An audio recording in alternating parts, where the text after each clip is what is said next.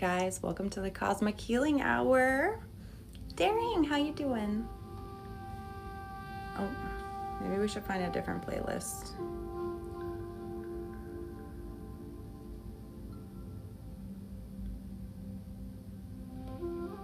I don't even know. Jen!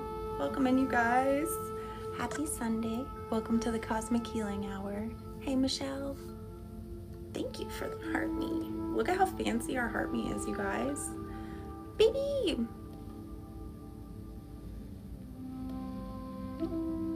Should we see what this list is like? I haven't even approved it yet, so who knows what it could be. Yes! Oh, here we go. Molly, there she is. Hey, sis. Let's invite her up, shall we?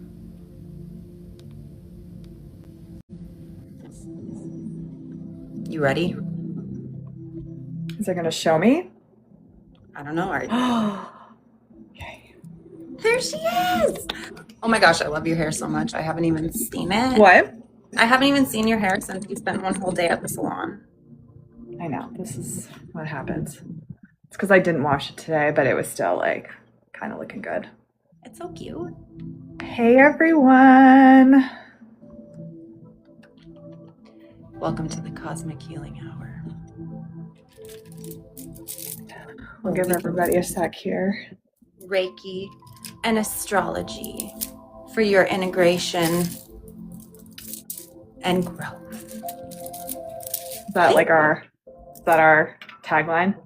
I don't know. We're working it out. We'll see. It's working. Hey, Luna. Hey guys. We'll see how it goes, I suppose. I look Gosh, thank you. tanner than I realized. You are so tan. That Greekness. Hey, Michelle. Hey, Chris. Hey, Hilda. guys. Thank you for being. Don't do that to my computer, please. What's going on with the computer? I swear, if Mercury just got rid of my notes, I'm all out cry. I like cry. It's something this time. Something's happening. Hold on. Thank you for the Be there for a second until I can fix this. Thank you guys for the shares. Guys, give me 1 sec. There we go. We're getting Yep. set, you know. We're good. Yeah. Dual live business around her. Oh. So glad you guys are all here. BB's like, yeah, I've been feeling that all day. Well, BB's also, well, no, which one of you was sending 500 emails today? That was BB. That was Thankfully, BB. it wasn't me today. Hi, Lindsay. Oh, I call her House, but L Holmes. That's my bestie from college. And her name is Lindsay, too. Her name is Lindsay, too. Yes. Oh my gosh, I bet she's so awesome. She is so awesome. Why we've been best friends for 20 years. Doesn't she, Gilda? She said, Twin, you look gorgeous. Oh, hi, Nicole. Thank you, guys. All right. Whenever you're ready to get started, Lindsay, let me know. All right, you guys want to start out? I only allow that which is in harmony with my true being. Hi, hello, Lindsay. It's nice to see you. Hey, Ellen. Hey, Tony. Hey, Ellen. Ooh, I like that. That was fancy. Oh, that's so cute. So a little recap of what we're doing here. Molly is going to be talking about the astrological transit that we're in right now with Chiron in Taurus. And she's going to go over the dates and all that. But while she is talking, I will be channeling Reiki to help you guys integrate this energy that's been coming through we've been in it for a little bit, like dipping our toes in. So you guys will probably be familiar with what's been happening a little bit. And yes, things might make a little more sense for sure. Michelle, thank you. This is my Medusa shirt. My modern day Medusa. Hey, welcome back, Matthew. If you stay, I think I put you to sleep the other night, but if you stay, you can collect that session when I do one-on-ones later. That's how it is with me. I never make it through. I know. Suddenly I'm quiet, you know what's happened. Okay. All right. So, like Lindsay said, She's going to be channeling Reiki energy throughout this live as I am guiding us through the astrology behind Chiron and Taurus. It is one of the lengthier transits. It is going on through 2033. So we're going to be here for a hot second. And what we hope to do is like, this is not traditional astrology, not traditional Reiki. We want to integrate the two and bring them together. So astrology helps us understand what themes are unfolding, not only collectively, but like individually through ourselves, but also the Reiki is helping us move and integrate that energy throughout the body. Okay. So tonight we are going to be talking about not sensitive, but this can be, people can really relate to this. This can be tough. And I've already heard a lot of people talking about this, like themes around this already. I know Lindsay has as well.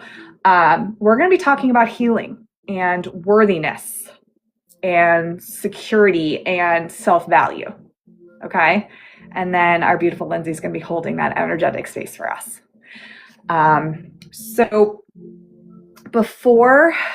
thank you everyone for coming in. Thank you all for the gifts. I'm very in the zone with my notes over here, but I see you all. Love you so much. Okay, so before we dive into the Taurus piece about this specifically, we need to talk about Chiron. Chiron can be one of the most misunderstood placements in astrology, and that can be because it really flies under the radar. People don't talk about it all the time. Most people know the planets. Most people know their sun sign. Some people know their moon and rising. Others know, whatever. A lot of people, even if you don't know your signs, you've heard of Mercury retrograde, etc. But like I said, Chiron tends to fly under the radar a bit.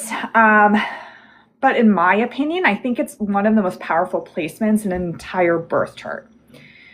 Because Chiron points us towards the places where we hurt, where we feel vulnerable, where we feel different, where we can maybe not feel like we're good enough. But what's so great about Chiron is it also shows us where our greatest healing can occur. That is often why you'll also hear Chiron referred to as the wounded healer.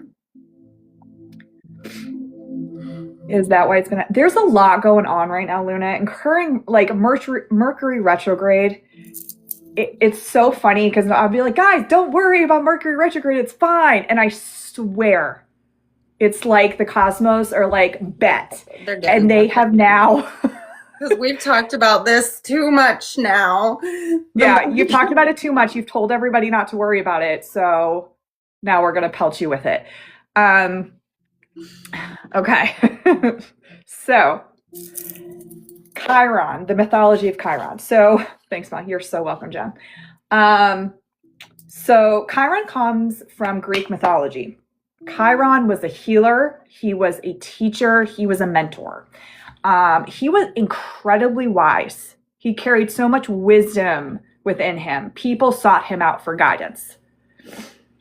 Are you talking to me? No, some of them are in the heart chakra, if anyone's wondering. Oh, okay. I was like, is that a signal? Like, what are you trying to tell me? Okay. If they're wondering, that's my apologies. Okay, that's fine. You also can interrupt me at any time. You know that, right? Oh, well, no, we're good. It's just like I told you earlier, it's like we're in an astrological palooza right now. It really is. It's interesting. Okay.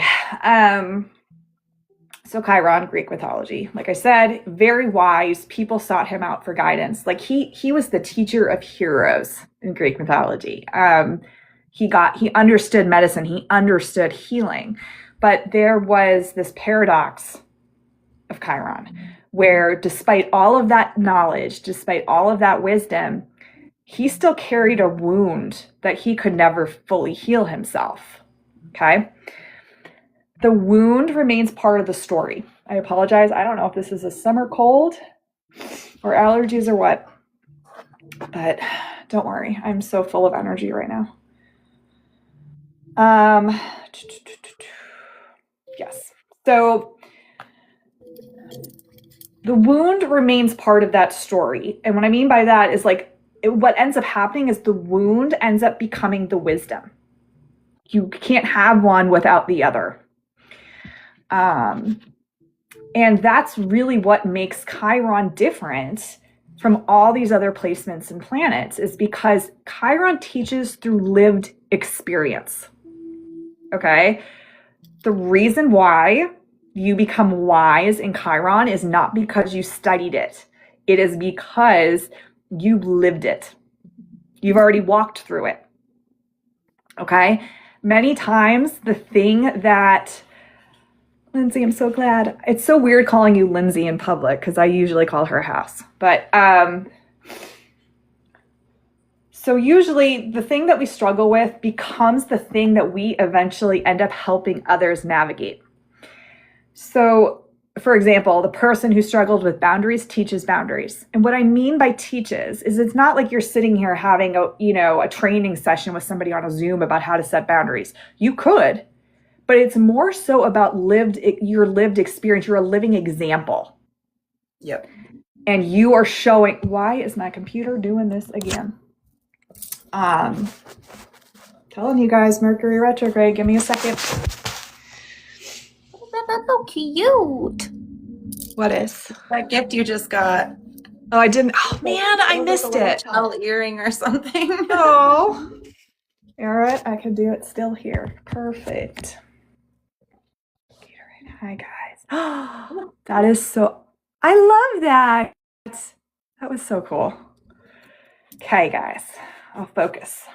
So, like I said, for a lot of us, like it's boundaries, or if somebody struggled with confidence, you end up helping others find their confidence. And again, it's not necessarily like a one-on-one conversation. You're training somebody or something, or being a mentor, while it could, but it's more about you living that healing yourself. It's just, you're the embodiment of it. And that is what helps others heal in that same regard. That makes sense. Hi, Carrie, welcome in. Now, something I want to point out before we move on is that people get scared when they hear Chiron, that it's a wounded healer. Okay, people get scared. Oh, this is about wounds. It can seem scary, like a punishment. No, I think sometimes people hear the word wound and assume something's wrong, or that there's something wrong with them. The wound becomes. Excuse me. Sorry, I'm probably skipping ahead. What are you skipping ahead to? I said the wound becomes the medicine, and then sorry. Yes. Right, it does. Spoiler alert. So, Chiron simply points to an area where healing and growth are part of your soul's journey. And every single person has one. Okay. Every chart has one. Like, nobody is getting through life without a Chiron story. The question is, what is your Chiron story trying to teach you? And tonight, that's what we're going to talk about. We're going to talk about what happens when the wound shows up, and how it could show up through Taurus, like what that overall theme is. Oh, thank you guys so much for all the gifts and the shares and the love. We appreciate all of you so much. One thing I do want to mention about timing. So everyone's talking about, like, we're in Chiron and Taurus till 2033. Yes, there is a slight little caveat to that. In September, Chiron is going to temporarily retrograde its way back into Aries. It's going to stay there until mid-April of next year, so 2027. And then it's going to move back in, station direct in Taurus, and it'll remain there till 2033. So no matter how you slice it, this is a very significant amount of time. This is going to look, like I said, it's a significant amount of time. We're talking about years of collective healing around Taurus themes. So we're going to get into all of this a little more, but this could look like years of examining our relationship with self-worth. It's years of defining security. It could be slight little retrograde. Yeah, just a slight little one, just for a little bit. it's years of learning how to receive, and it's years of like breaking the belief that our value must be earned. So while the Chiron path may seem a little complicated for the next year or two, the larger, like the, not year or two, when I say it looks complicated as in like where it's transiting. Thank you. I love these things. It's so fancy, you guys. So while, it may dip in and out a little bit over the next 10 months or however long it is, I can't tell time. The larger story remains the same.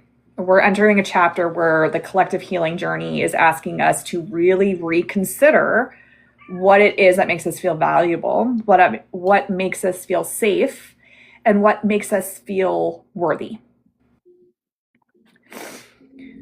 Hi, everyone. Thank you for being here. Chiron is in Aries. Have fun with that. Anna, I love you so much. Okay. So why Taurus? Now, so we understand kind of the basis of Chiron a little bit. Now we're going to talk about the Taurus piece. When a lot of people think of Taurus, they may immediately think about money. Us Tauruses like our material things, okay? It's aesthetics. We like luxury. We like nice things. We like whatever, okay? So those stereotypes can be very true. But Taurus is actually much deeper than that. At its core, Taurus is about value. And it's not just like financial value. People hear value and they think money, which it is, but it's more so talking about personal value. Okay. Taurus is the sign that teaches us how to build. It teaches us how we can create stability, how to develop trust, how to establish roots. It helps. Taurus wants to and encourages us to create a life that feels sustainable. And because Taurus is an earth sign, it tends to focus on things we can physically experience. Okay, embodiment. It's within our bodies, our home, stuff in the 3D, our finances, our resources. It's just our relationship with the material world. But underneath all of those things is something a lot deeper than that, and it's worthiness. And that is where Chiron becomes incredibly, incredibly interesting.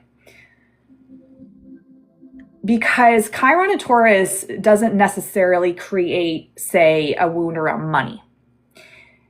It creates a wound around value. Money just happens to be the area of life where it could show up. Does that make sense? The wound itself is much deeper. It's the feeling that somehow you have to earn your worth. It's somehow you need to prove your value. That somehow you're not allowed to simply exist and be enough. And I think a lot of people can probably relate to that.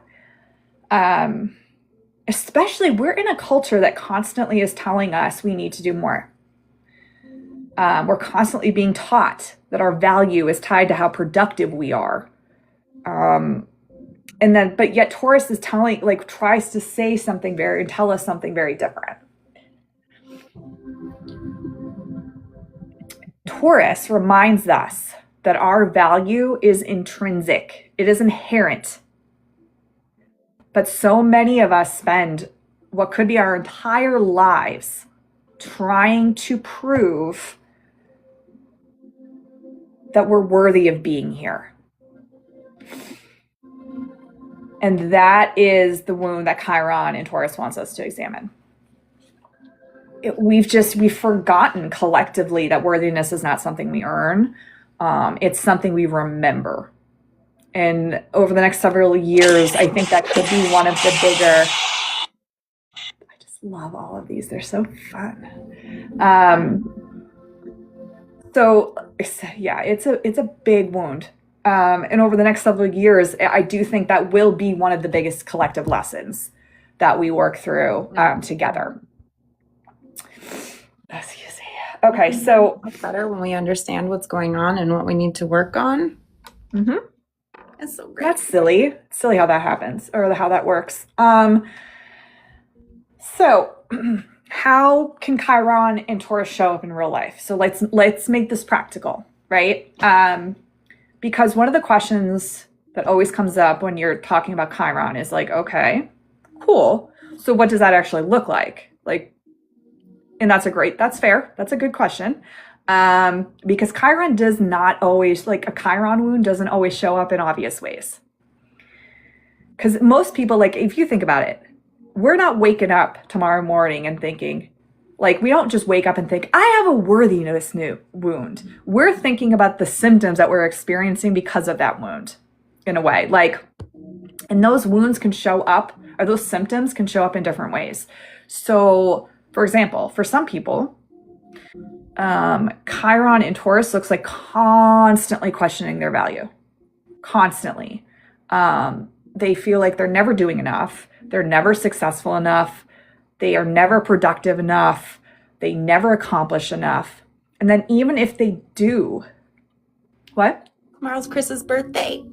Yay! Happy almost birthday! Chris. Yay! Such an amazing supporter from the start, and we just really appreciate you so much for being a part of this community. I love you guys so much. The Carrie's birthday is on Tuesday. Y'all, there are so many birthdays around June and July. It's crazy. Yes, honey, I see you. Let's see here. What were we talking about? Yeah, questioning our values, right? And how that can show up for some people. And then for some, Georgie. this is my cat Georgie, and she's clingy. She's so Yeah, she's obsessed with me. Okay. So are we, Georgie. It's okay. How could you not? Anyway, Georgie, I love you. She is super needy. Okay. Yeah, so we have the idea of like we're never successful enough, we're never productive enough, we're never doing anything enough. But the thing is, but then even then, so the success could arrive, and you're like, okay, cool. Next. Okay, well, okay, but then you're always going. There's always going to be something more. You're going to hit that worthiness once you achieve the next thing. Hi, honey. Okay. Because so the issue, like for something like that, the issue is not achievement. The issue has to do with the belief that's underneath it, that's driving you to feel like you have to achieve. So the belief that's kind of like, when I finally achieve enough, then I'm going to feel worthy. But Chiron and Taurus is like, we're going to make you challenge that. And that's not always fun. For other people, and I'm calling myself out brutally with this one, is this wound shows up about receiving. Okay? And that's a big one. How many people struggle with receiving? Okay? It's receiving help, receiving compliments, receiving support, receiving gifts, receiving love, receiving abundance. A lot of us are very, very comfortable giving. But the moment somebody tries to give back to us, we deflect, we minimize, we get uncomfortable. Okay, that's a Taurus wound. Because if you think about it, receiving requires worthiness. Receiving requires you believing that you deserve what is being offered to you. Mm-hmm. And again, that can be a lot harder for people than giving. Then there could be love to give, but hate to, exactly. You will never see me get more uncomfortable if somebody praises me in public. Like on a team meeting or like something, like I'm like, She already yelled at me just today. I did actually, but I always yell at you. Hold on. I feel like I'm holding a baby. All right. Because you know what? It's so It's easy to give and not receive, because if you're giving and you know where that comes from and you know you have control of that, but you don't have control over the receiving portion, right? And so it's like a fear of it being taken away too at the same time, right? If it's given to you. So, and that's actually another part of the thing we'll talk about this. oh, my Is bad. the fear of there's never going to be something on the other side. Mm-hmm. Like if I let this go, I'm never going to get anything again. Yeah, we'll get into that. That was perfect. I'm glad you brought that up. She's so sweet. She is purring. I don't know if you guys can hear her. Probably not. She's very loud. She's a very loud purr, but she just wants to be with her mama. Okay. Another way that this could show up is financial wounds. That is a big one. You can't be let down. If you aren't open to receiving, you can't be let down either, because, you know, like, what if you don't have someone wanting to give to you when you are open to receiving? I'm sorry. No, you can interrupt me and say whatever you want whenever you would like to. I'll yell at you if you I know, you're good. annoy me. Anyway, so another way is financial wounds. I want to be careful here. I like to give little caveats so no one comes for me later. But not every financial challenge is a Chiron issue. Financial stuff and financial wounds can be very sensitive. Hi, welcome in. Thank you for being here, my almost Ohio friend.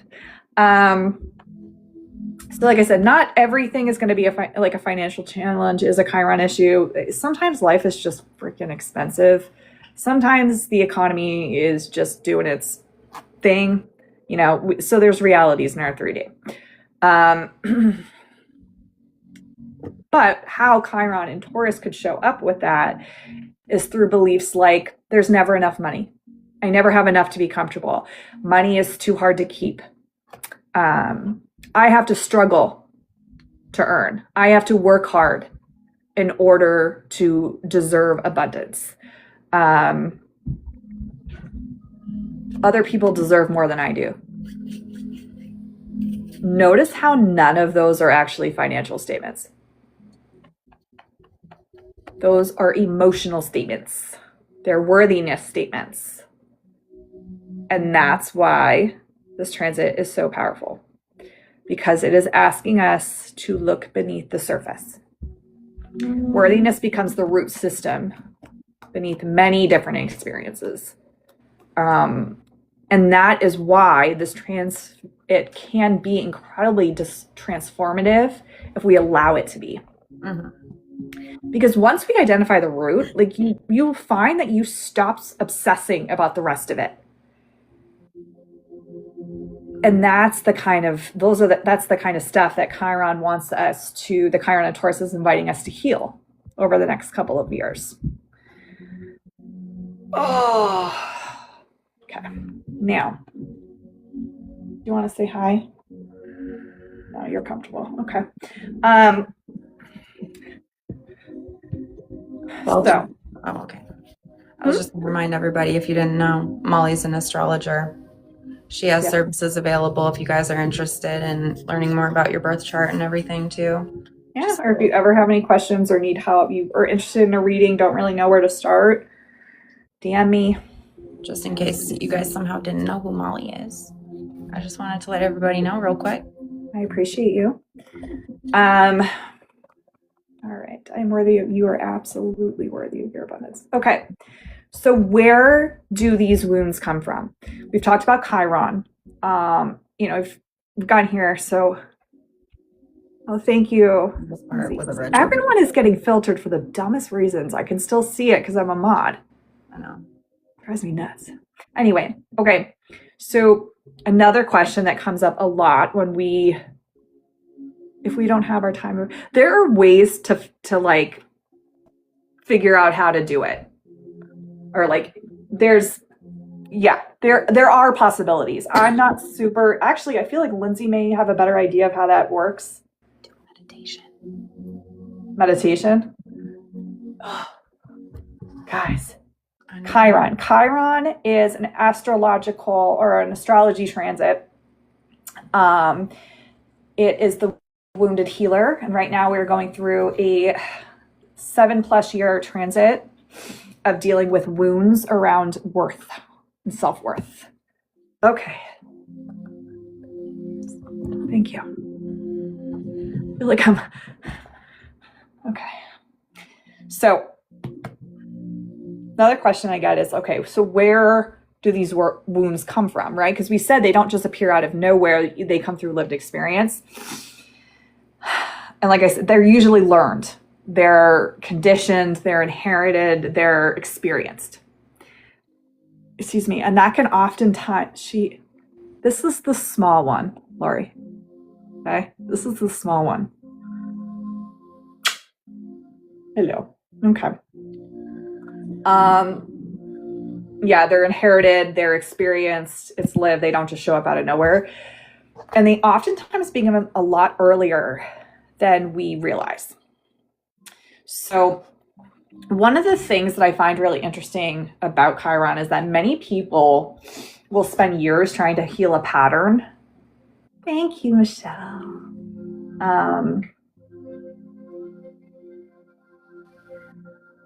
Yeah, we'll try to really, we'll heal a pattern without ever really understanding where that pattern started or where it's coming from.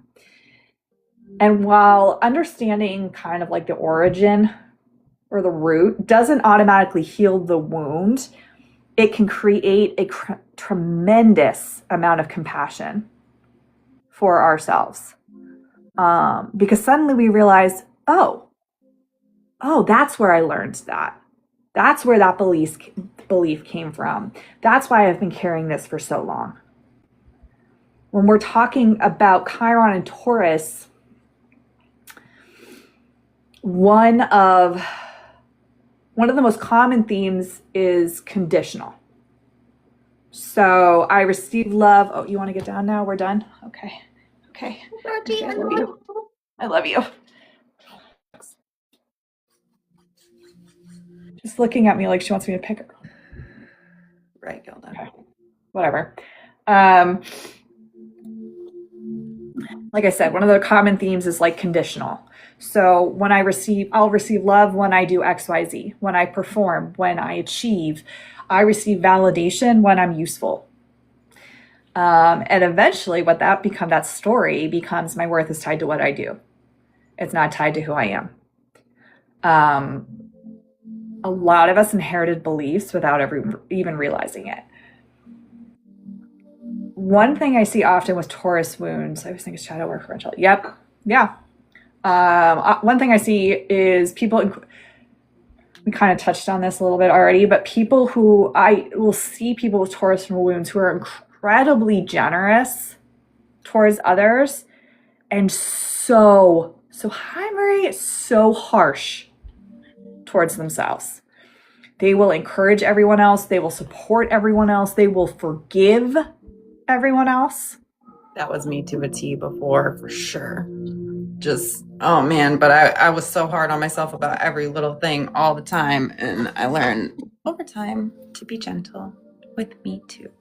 Mm-hmm. It's possible, guys. It is.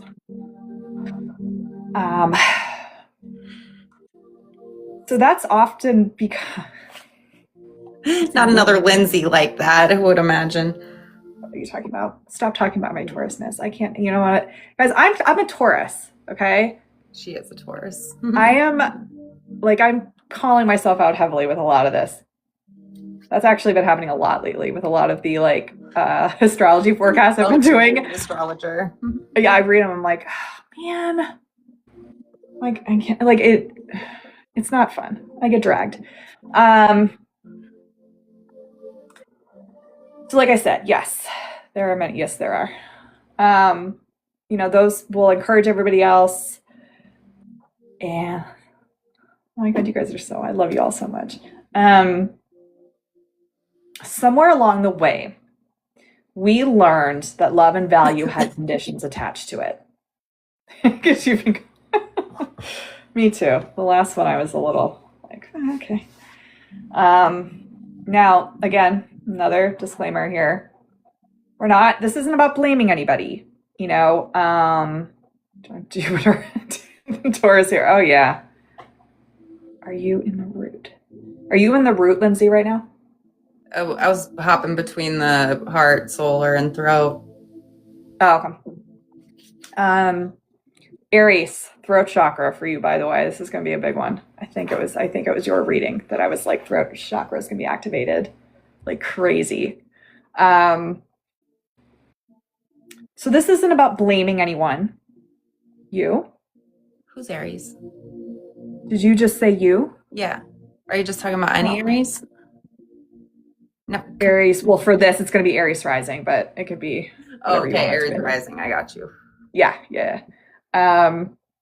So it's not about blaming anybody. This isn't like a blame game thing. It's just more about understanding where that's coming from. Because when we understand that, like where that belief came from, that's when you can start to gain the ability to question it. And that's really powerful. Now, the shadow side of Taurus. Why we stay stuck.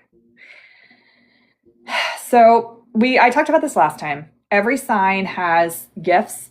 Every sign has shadow. And we have already talked about a lot of the beautiful qualities of Taurus. But every strength, like I said, has a shadow. And the shadow side of Taurus is probably one that will not surprise people. It is our insane fear of change.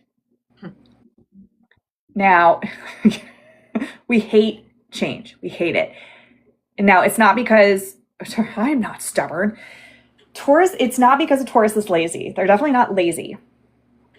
It is because they value safety and they value security. Thank you. I'm obsessed with this shirt. It was a random find. I got it for like $5. Hey guys. Does that do change? Yeah, change sucks. We don't like change. And again, it's not because a Taurus is lazy. It is because they value security. It means that much to them. And then once a Taurus finds something that feels safe, they are hell bent to let it go. Even if it's not aligned, even if it's not healthy, because it's at least familiar. And this is something I want to make sure that people hear, because familiarity does not mean safe. They're not one and the same thing.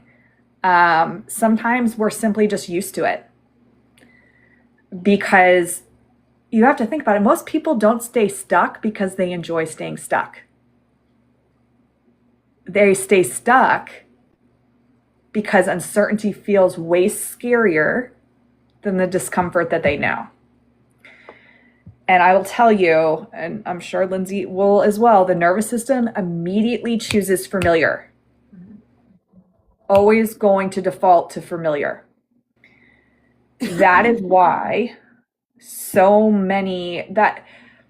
that's why this could also bring up for people themes around attachment. Okay? Because Taurus likes its consistency. Taurus, you were describing it. Yeah. I tend to choose known, exactly. Because the known, even if it sucks, is less scary than the unknown. Taurus is really like consistency. They like knowing what to expect. It likes to have like a really solid footing. But we all know growth doesn't always happen from solid ground. Sometimes growth happens once we're willing to release what we've outgrown. And that is where the challenge can come in, because Chiron and Taurus isn't just asking you, what are you holding on to? It is also asking you why. Like, why are you holding on to it? Is it because it genuinely aligns with who you are? Or are you afraid of what happens if you let go of it? And those are two very different questions. one thing I see often, and this is exactly what I was saying, I was glad you brought up earlier. This is where we tie it in, Lindsay.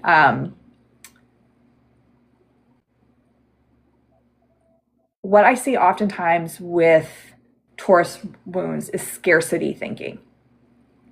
It's the belief that there will not be another opportunity. There's not going to be another relationship. There's not going to be enough money. And when we believe there's not enough, we cling. We cling to what we have. We don't know what's on the other side when we stop clinging. And if you have the scarcity thinking, you're going to think, if I end this relationship and walk away, there is no other relationship. That's it. That was it for me. Like that type of thinking. So when we believe those things, when we believe that there is not enough on the other side, we stay longer than we should. We tolerate more than we should. But at the end of the day, the biggest part of that is we're doing it because part of us is afraid that if we let go, there's not going to be anything else waiting for us.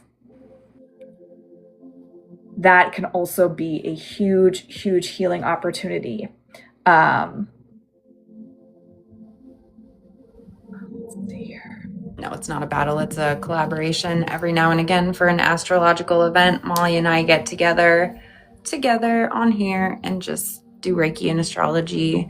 So she can talk about the energies that might be affecting you guys. And then I channel Reiki to help you guys integrate the information that's coming in and the things that you guys have already been working on without even knowing that you've been in this transit already, some of you. So yeah. Yes, and they can see me today. Mm-hmm. We got a new moon in a couple days. We're in the middle of some retrogrades. There's all sorts of stuff. New moon in Cancer, yep. And then, yeah, the Mercury retrograde is in Cancer, new moon in Cancer. And then the Kazemi, which is intensifying, but helping you guys to be able to see and take stock of all the things that you have worked on to this point, too, is a good thing about this Kazemi. Marie, shadow work is never easy. It's why a lot of people don't do it. Hey, Bear. Exactly. If it were easy, everyone would be healed already. Exactly. Everyone would be healed. We'd all be great. Shadow work and inner child. I know. I see you, Anna. I see you.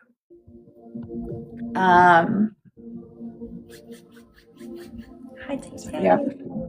Yep. Learning to trust that letting go, one of the lessons here is like learning to trust that letting go does not necessarily mean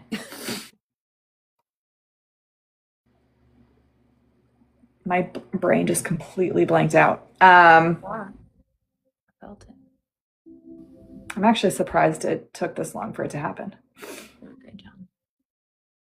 Okay, yes. So learning to trust that letting go, it doesn't mean losing. What it can mean is that sometimes letting go is what creates space for something even better to come in. And I know we hear that a lot. It's cliche, but people say it because it's true.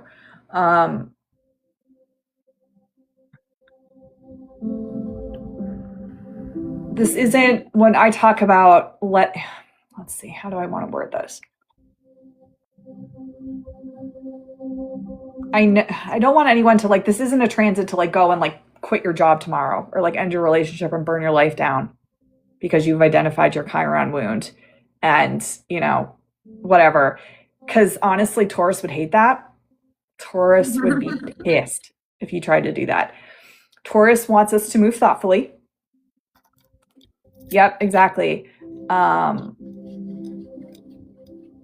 It teaches us to move thoughtfully, intentionally, deliberately. Okay. Mm-hmm. It does ask us, though, to examine where fear could be masquerading as practicality. And I say that because sometimes we'll tell ourselves, well, I'm just being realistic. When what we really mean is I'm scared and I don't want to do it or something like that. Sometimes we tell ourselves, I'll just do it later. You're saying that because what you really mean is I don't trust myself to do it yet. Mm-hmm. Chiron in Taurus has a way of exposing those patterns. to help us understand ourselves more deeply. And the goal is also to understand what is preventing those patterns from emerging, or for us to kind of identify that. And oftentimes what's preventing it isn't necessarily yes, exactly, Marie.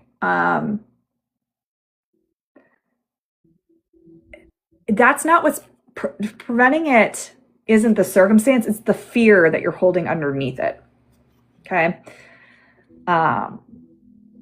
Because one of those beautiful lessons of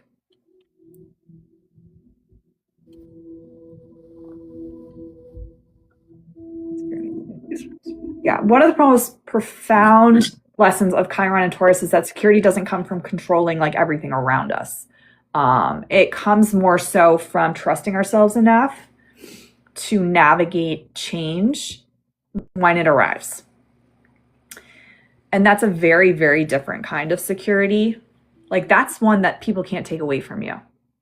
And that's what we want, right? Mm-hmm. So Exactly. healing, I'm sorry? Exactly. So healing Chiron and Taurus. I call this, can the rest of us help them? It's not Tauruses that are, this is, everyone's being affected by this exact, because Chiron is in Taurus, and it doesn't really matter if you're a Taurus, if you're Cancer, if you're a Sagittarius. All of us are having these themes come up in our lives right now because of Chiron being in the constellation of Taurus itself right now. Right. So you can have a little bit different impact based on what actual sign and house your personal Chiron is in, but the collectively, we are experiencing a lot of the same things right now. Yeah. And in a little bit, I'm actually going to go into the individual signs and tell you guys what area of life is this transit is activating for you, where that may show up for you. Because like Lindsay was saying, we're all experiencing Chiron and Taurus. We're all experiencing that overall theme, but it's going to show up differently for each of us based on which house or area of life is being activated. I see why they muted that one, but her little typo. Wow, my vertigo is crazy right now. Jen loves your sweatshirt. You good? Let's ground her in. I have not had something like that strong in a long time. Someone check the scary graph quick. Hey, Cobra Dad.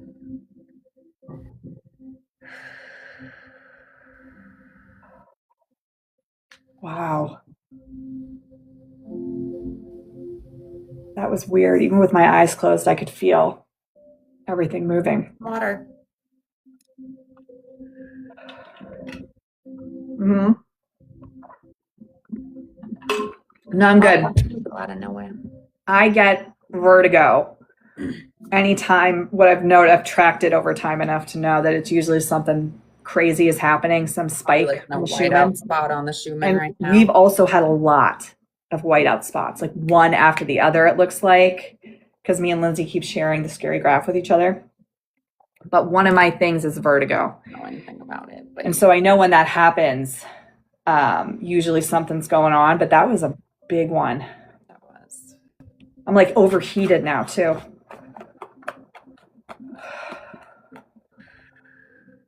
Sorry, y'all. This wasn't part of the plan.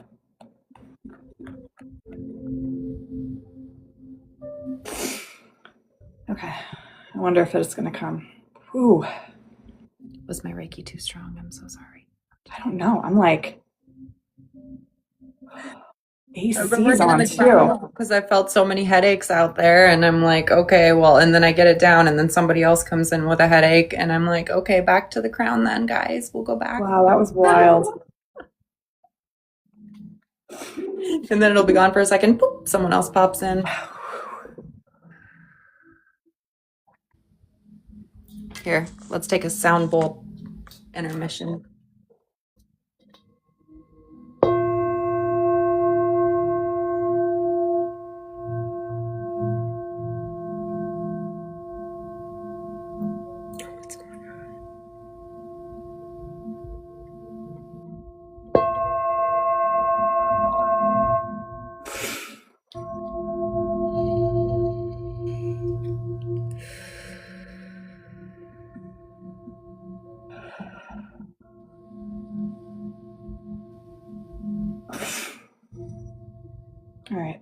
we're going to keep going because I don't want to, if I keep getting overheated, I at least want to get through your readings and we're almost there. So.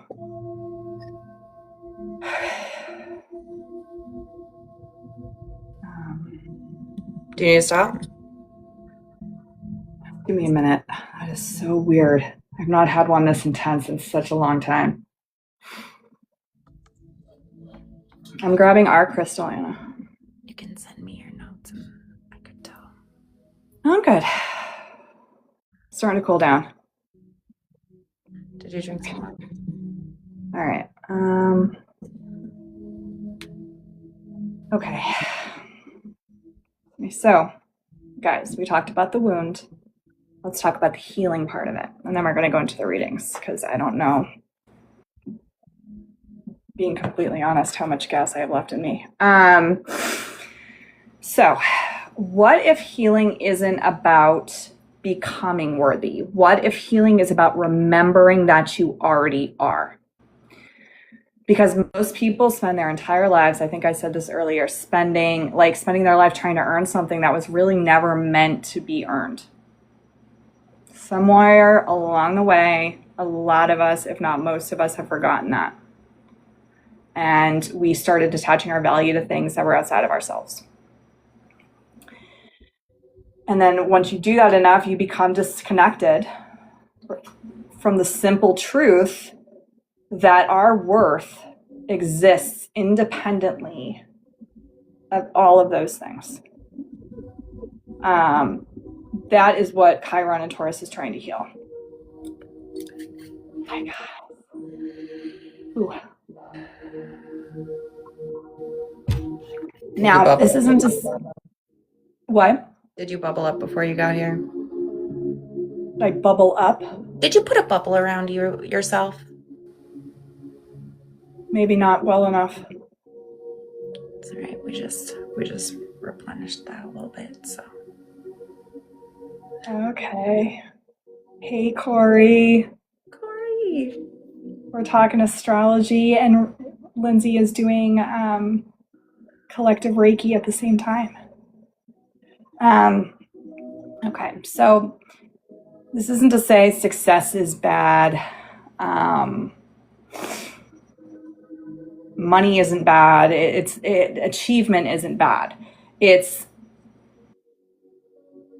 They're bad in this sense because they were never supposed to determine your value. And we've kind of turned it into that. Those things were supposed to be experiences. They're not, thank you guys so much. They're not measurements of your worth. Okay. And those are two really, really powerful. That's a powerful distinction. So I'll say it again. Money isn't bad. Success is not bad. Achievement is not bad. But because those things still do not determine your value, and they've quote unquote become bad in the sense of like, that's how we've decided to measure our worth. And if your worth depends on external circumstances, then your sense of value is incredibly fragile. One bad day can shake it. One rejection could like crack it. Mm-hmm. But when but if your worth and you know that your worth comes from within, something changes. You stop chasing. You stop constantly trying to convince yourself that you are enough. So one of the most healing practices for Chiron and Taurus is, I know, and you're all gonna, and like, I can feel you guys seize up when I say it, is learning how to receive. Okay? That is one of the most healing practices we can have during this transit. And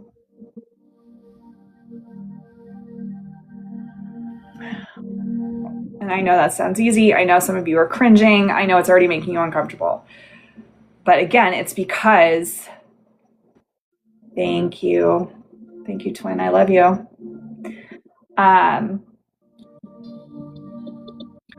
Receiving is difficult for a lot of people. Like I said, a lot of us are very comfortable giving, far fewer of us are comfortable receiving.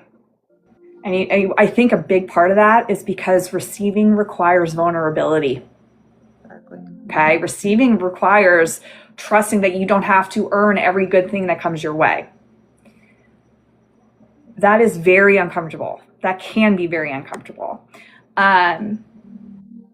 Another Taurus, I need to get both my feet on the ground. Do that. Another Taurus healing lesson is pleasure. And it's not, when I say pleasure, it's not about indulgence. It's more about like, it's allowing yourself to experience beauty in the moment. Joy, to appreciate nature, art, food, whatever it is. And we become disconnected from that because we're disconnected from the present moment. Right. We become so focused on achieving that we've forgotten how to experience. We've become so focused on becoming that we've forgotten how to be. And that is kind of like this gentle reminder that Taurus gives us that life is happening right now, not later, now, in this moment. That's where life is. And that is where the healing can begin too. Present. Yep. Oh, goodness. Welcome, Dinah. Hi, guys. All right, we are about to go into The mini read? everyone's favorite part, the little readings. So you're going to know for your sign what area of life this could be showing up for you. This is your guys' Now- if you have your birth chart and you want to go check real quick where your Chiron is in your chart, this is the time to go do that really quickly before she gets into that, because she's going to go through each one and you'll want to have yours in your head when she's reading those if you want a more detailed reading. Well, for this part, what I did for this one, just to make it easier for people, because I know most people don't know where their Chiron is I'm going to be reading you're going to be listening for your rising sign, because you're that's right. the area That's of so much life that's easier. going to be activated.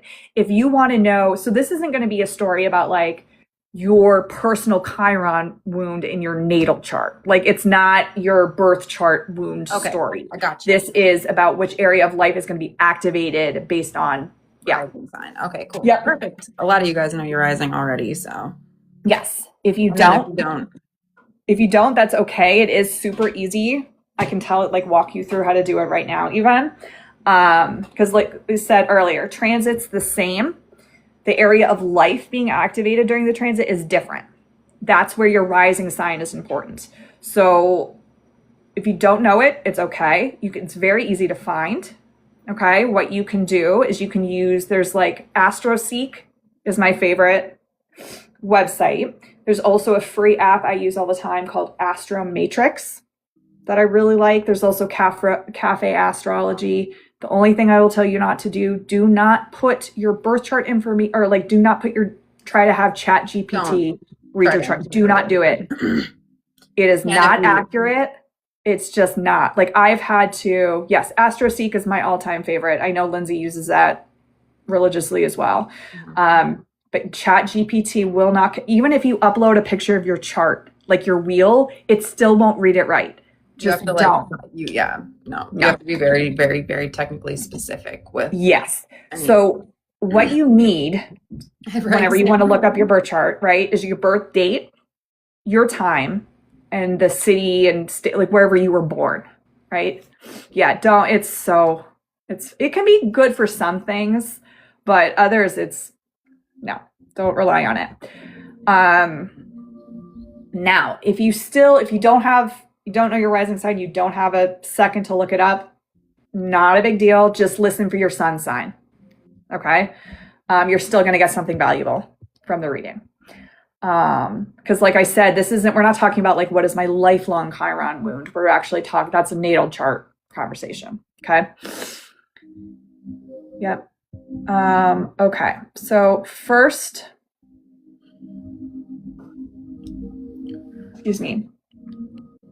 first one is Aries, right? Like I said, listen for your rising. If not, listen for your sun. That works. So for Aries rising or Aries sun. Okay, Chiron in Taurus is you're being activated in your second house. Your second house is self-worth, money, value, resources. Over the coming years, you may find yourself examining much more your relationship with money and abundance and our favorite thing, receiving. But remember, again, I say money and finances, and yes, it's about that, but it's not only about that. It's about value. Do you believe you're worthy of what you're asking for? Do you believe you are worthy of being compensated fairly for what you're doing? Do you believe that you are worthy of receiving support, whatever it is? So for a lot of you, you're being invited to move away from like proving your worth to trusting it. And I wrote down a healing question for each sign. Okay. So when you hear yours, I'll repeat it a few times, but for Aries, okay, your healing question is, what if I stopped measuring my value by what I accomplish? Say that again. What if I stopped measuring my value by what I accomplish? Okay. Taurus. Okay. Chiron, Taurus rising. Chiron in Taurus is activating your first house. Okay. So this is a big one for you. This is your house of identity. It is your self-image, personal growth. This transit for you may bring up questions about who you are, how you see yourself, and even whether like the identity you're carrying still fits you. You could become more aware of insecurities that you've carried for a while. You may notice old stories about confidence, self-worth, or even like how you see yourself or like self-perception. That could surface around for healing as well. You are just being invited to develop a healthier relationship with yourself. So your healing question is, who would I be if I stopped defining myself through my wounds? Who would I be if I stopped defining myself through my wounds? Okay. Gemini rising. This is activating your 12th house. Yes, your 12th house. So a lot of this healing work is happening beneath the surface for you because the 12th house governs our subconscious. It governs spirituality, hidden patterns, okay? It's what's underneath the surface. So it can be a really, really deeply reflective transit for you. You could expect old fears, old stories, old beliefs about worthiness could actually show up in places you didn't even realize that they were like living, if that makes sense. You could find yourself to be a lot more intuitive, more spiritual. You could find yourself more interested in the healing and energy work. You're going to be a lot more aware too of patterns that have been really kind of quietly influencing you behind the scenes for years. So the healing question for you, Gemini, is what am I finally ready to release?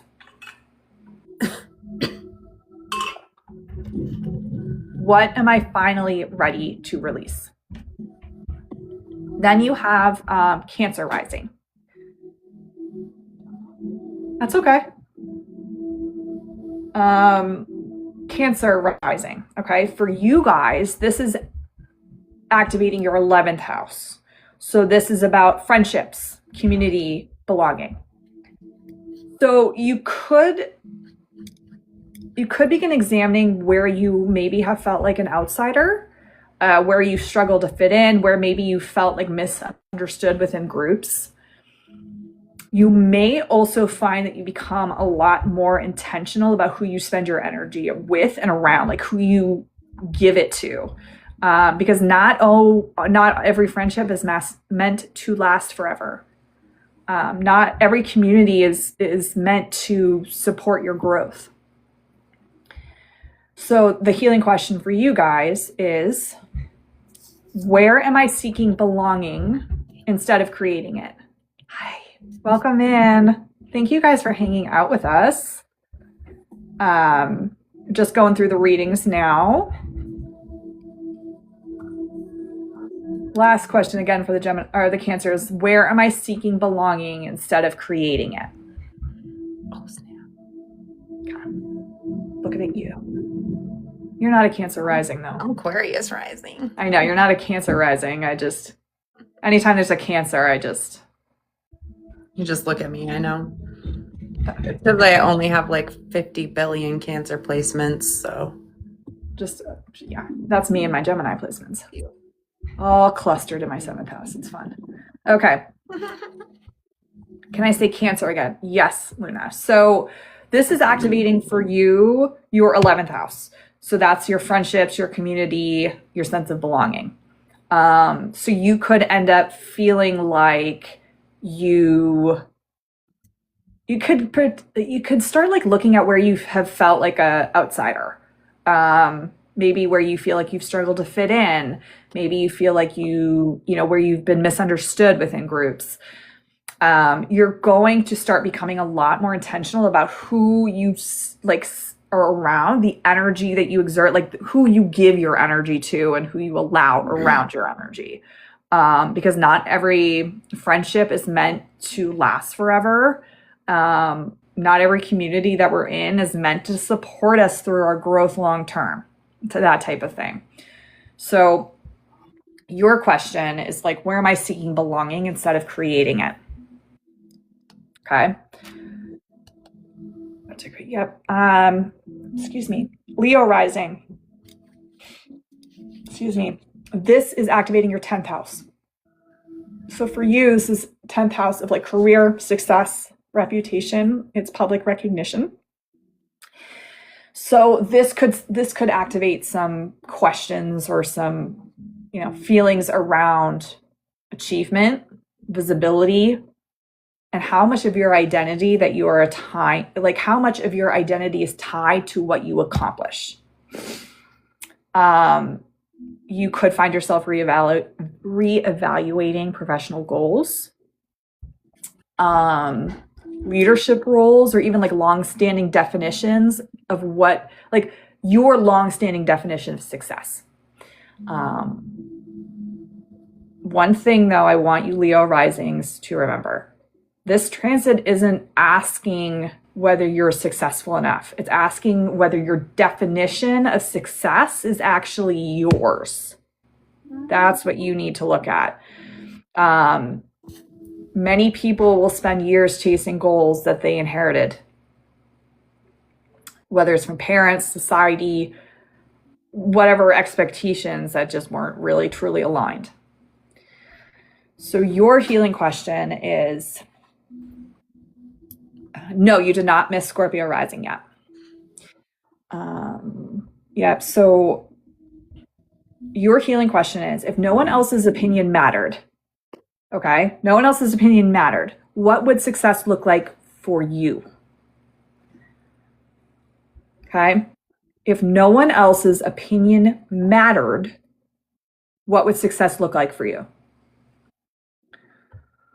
Okay. Virgo rising. This is activating your 9th house.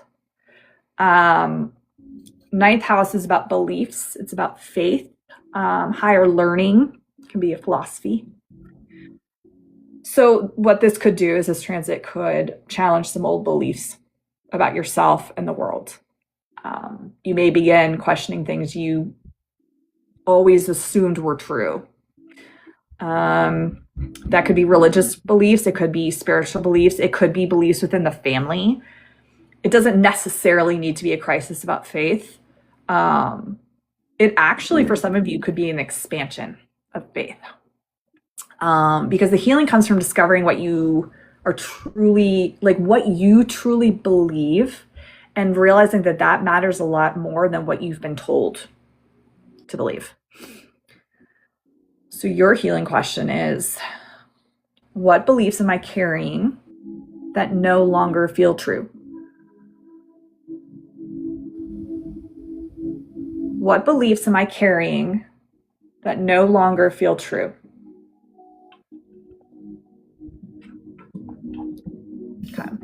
Libra rising. You are being activated in your 8th house, which is honestly probably is one of the deeper houses in astrology.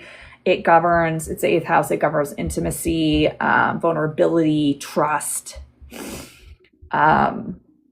It could even be shared resources, but it has a lot to do with like healing and transformation as well. So what it could do is it could bring some old, did I do Cancer rising? CC, I did, but when I get through the rest of these, I can go back and tell you that one. So yes, 8th house governs intimacy, trust, shared values, healing, transformation, all the good things. So, but what this transit could do is it could bring some old fears around trust and emotional vulnerability to the surface. Yay. Yes, Michelle, 8th house. Many Libra risings may be learning that like, that's not always the comfortable one. But again, true intimacy requires authenticity. Okay. You can't be fully loved if people are only seeing a version of you that feels safe. So your healing question is something like, what would happen if I stopped protecting myself from the very connection I desire? What would happen if I stopped protecting myself from the very connection I desire?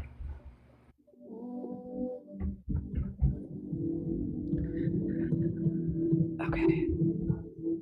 Scorpio rising. That, my upstairs neighbors. That's all I can hear. You guys can't hear that, right? You don't hear anything? But it's not very loud. Okay. I can hear him screaming. Okay, Scorpio rising. This is activating your 7th house. It is the house of relationships, and it is the house of partnerships. So, yay. This transit could reveal some old relationship wounds. It could be patterns around trust. Could be patterns around communication.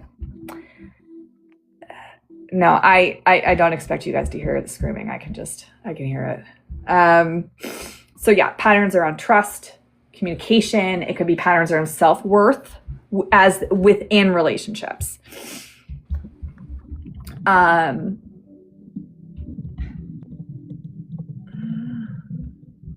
You could become more aware of what you're willing to tolerate and what you're not willing to tolerate. Is this coming from the brain? Oh God, no. Oh God, no. I have notes. I have lots and lots of notes. Let me see what I was saying for you guys. Yeah, you could become more aware of what you're okay tolerating and what you're not okay tolerating.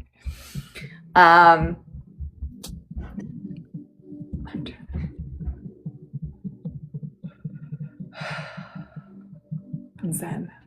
I love life. Okay.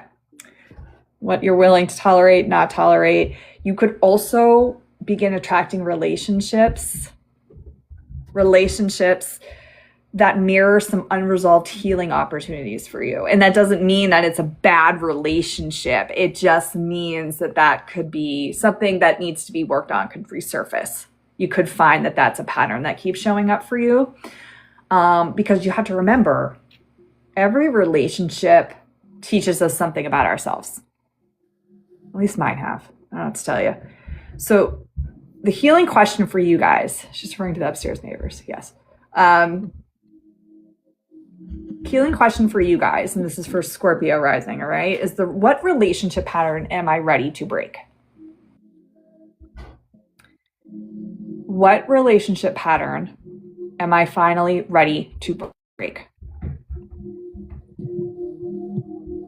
Okay, then we have Sagittarius rising. This is activating your 6th house. That is your house of health, work, routines. It's kind of like your daily life, your day-to-day stuff. This transit is really going to encourage you to examine your relationship around productivity. Do you believe that rest is earned? Like, do you feel guilty if you take a day to just veg on the couch instead of doing something or being productive in some way? Do you believe that you're only valuable when you've actually accomplished something? Relationship pattern is like a reoccurring theme, something that you feel like, for example, I don't know. Can you think of an example? Like, what would be relationship pattern? It could be like continually like picking up more of the energetic load in a relationship, or feeling like you're not heard in a relationship, or feeling like you're not even in a partnership. Constantly getting into relationships that hinder your growth and don't allow you to be your authentic self, staying in things that you know aren't for you, but you just keep doing it because it's what you know and you don't think that you deserve any better. Those are it could even be patterns. like I think about attachment styles too. Like if you find, we all have different attachment styles. There's anxious, there's avoidant.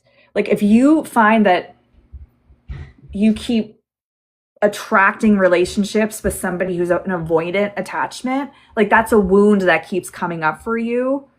So it's like that.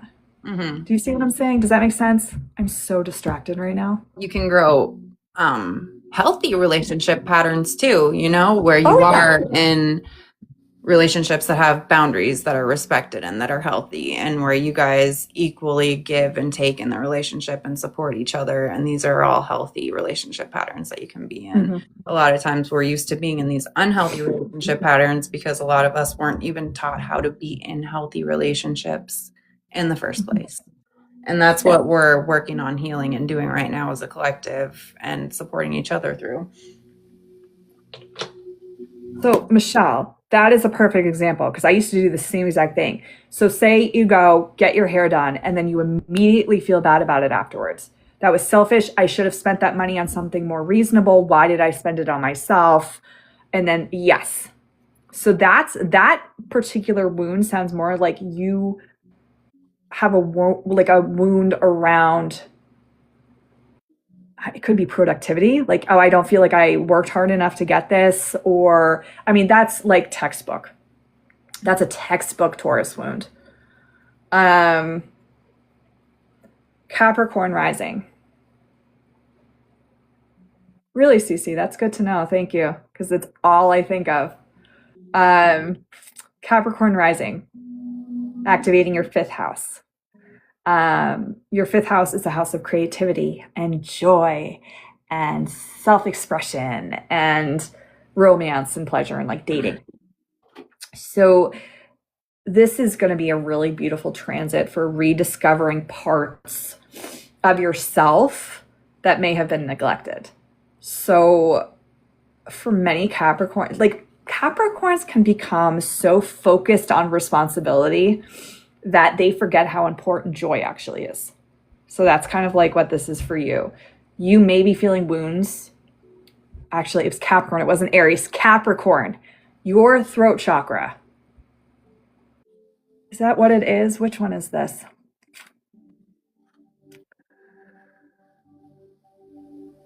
Yes. Okay. So you may be feeling wounds around being seen, being playful, or you could honestly also be healing a wound around like allowing yourself to create without a goal. Like you're able to create without needing a productive outcome.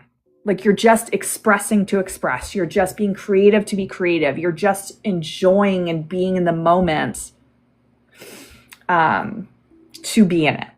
There doesn't have to be a reason at the end. So the healing question for you guys would be like, when it was the last time I did something simply because it brought me joy? When was the last time I did something because it brought me joy? Aquarius rising. We just got 2 left. Hey, and I know someone wanted the Cancer reading again, so I'll go back to that. Aquarius rising. This is activating your 4th house. Your 4th house is the house of home and family and roots. and even like emotional foundations. So for you, this transit could bring some childhood wounds, family dynamics. It could be inherited beliefs. That stuff's brought to the surface. You could begin examining what safety actually really, really means to you. You could also find yourself creating a different kind of home than the No one that you grew way. up in. I know. Amazing. I know. For you guys, all right, the healing isn't necessarily about changing the past. Yes, Marie, I'll get to that. It's about creating a healthier foundation for moving forward. So your healing question is, what definition of safety am I ready to outgrow? I like that. I did. I'll get to that. I'll get back to that for you, Lori. So your healing question, Aquarius rising, is what definition of safety am I ready to outgrow? What definition of safety am I ready to outgrow? I've been growing out of it real hard. You don't say. I think I've been doing the work, I'll say. All right, and then Pisces. This is activating your third house. So that's your house of communication and learning, mindset, self-expression. So this is what I've been waiting for. This is the throat chakra. It's Pisces. It wasn't Aries. It was the last one.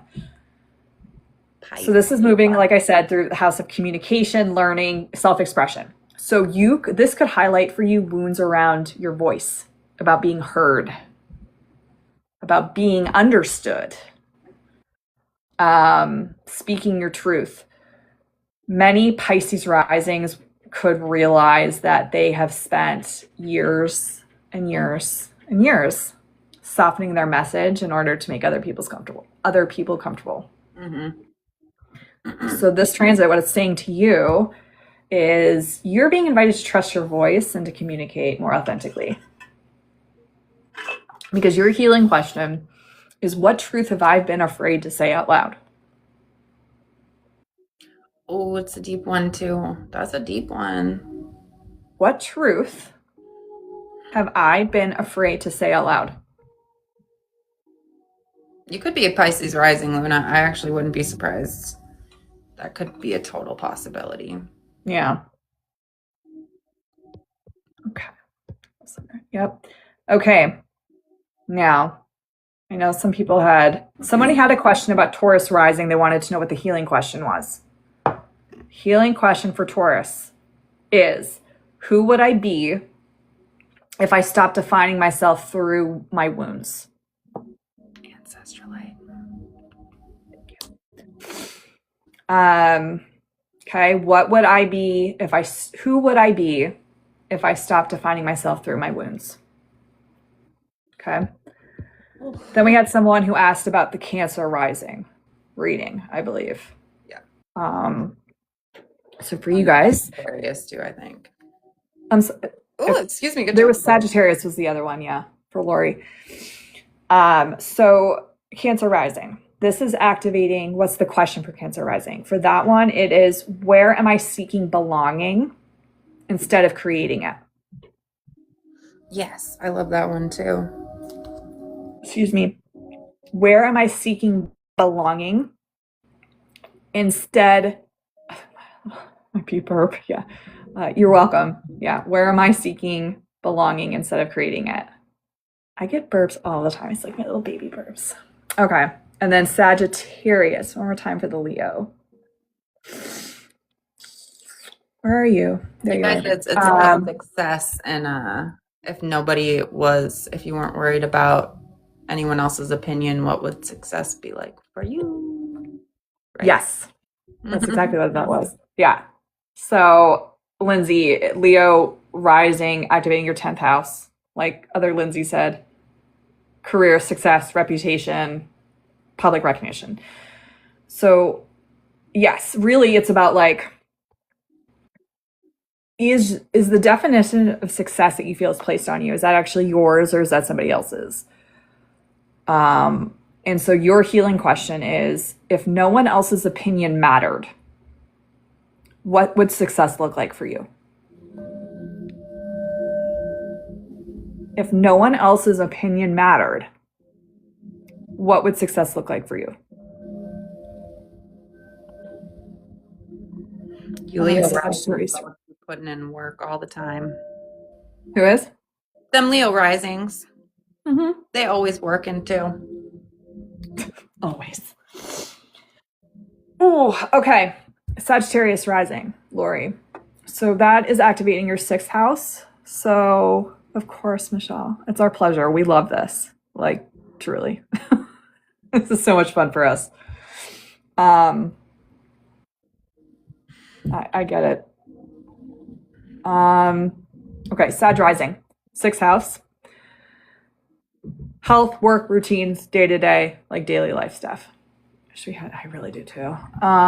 So you are going to be really looking at your relationship around productivity. Do you believe that your rest is earned? Like, do you believe that you're valuable only when you're productive or you've accomplished something? Like my example of like, why do you feel guilty if you decide to take a day to just veg on the couch? Like, sure, you could do XYZ, but you don't have, just enjoy. Can you do that without feeling like crap about it the next day? Kind of like that. Because burnout is not a badge of honor. As a Cancer, I highly recommend vegging out on the couch at least one day a week. I mean, that's really, really undervaluing it though, just that one day. Yeah, because a lot of Sagittariuses. We're gonna find out that burnout, yeah, like I said, it's not a badge of honor. We're not gonna get like freaking high-fived for it. This routine or this transit is inviting us. Sagittarius rising. That's the Sagittarius rising. This transit is inviting us to build routines that are actually going to support our well-being overall rather than depleting it. Yeah. So our healing question is, can I value myself even when I'm resting? Can I value myself even when I am resting? It's Sanandika. I mean, it's not selfish, exactly. So as I begin wrapping up my portion of this, I want to leave one final perspective on Chiron for you guys. Because we've spent all this time talking about wounds and insecurities and healing and old stories. Like, it still can sometimes be a little, it could be easy to walk away, still being like, oh my God, Chiron's scary and it's negative. I just don't see it that way.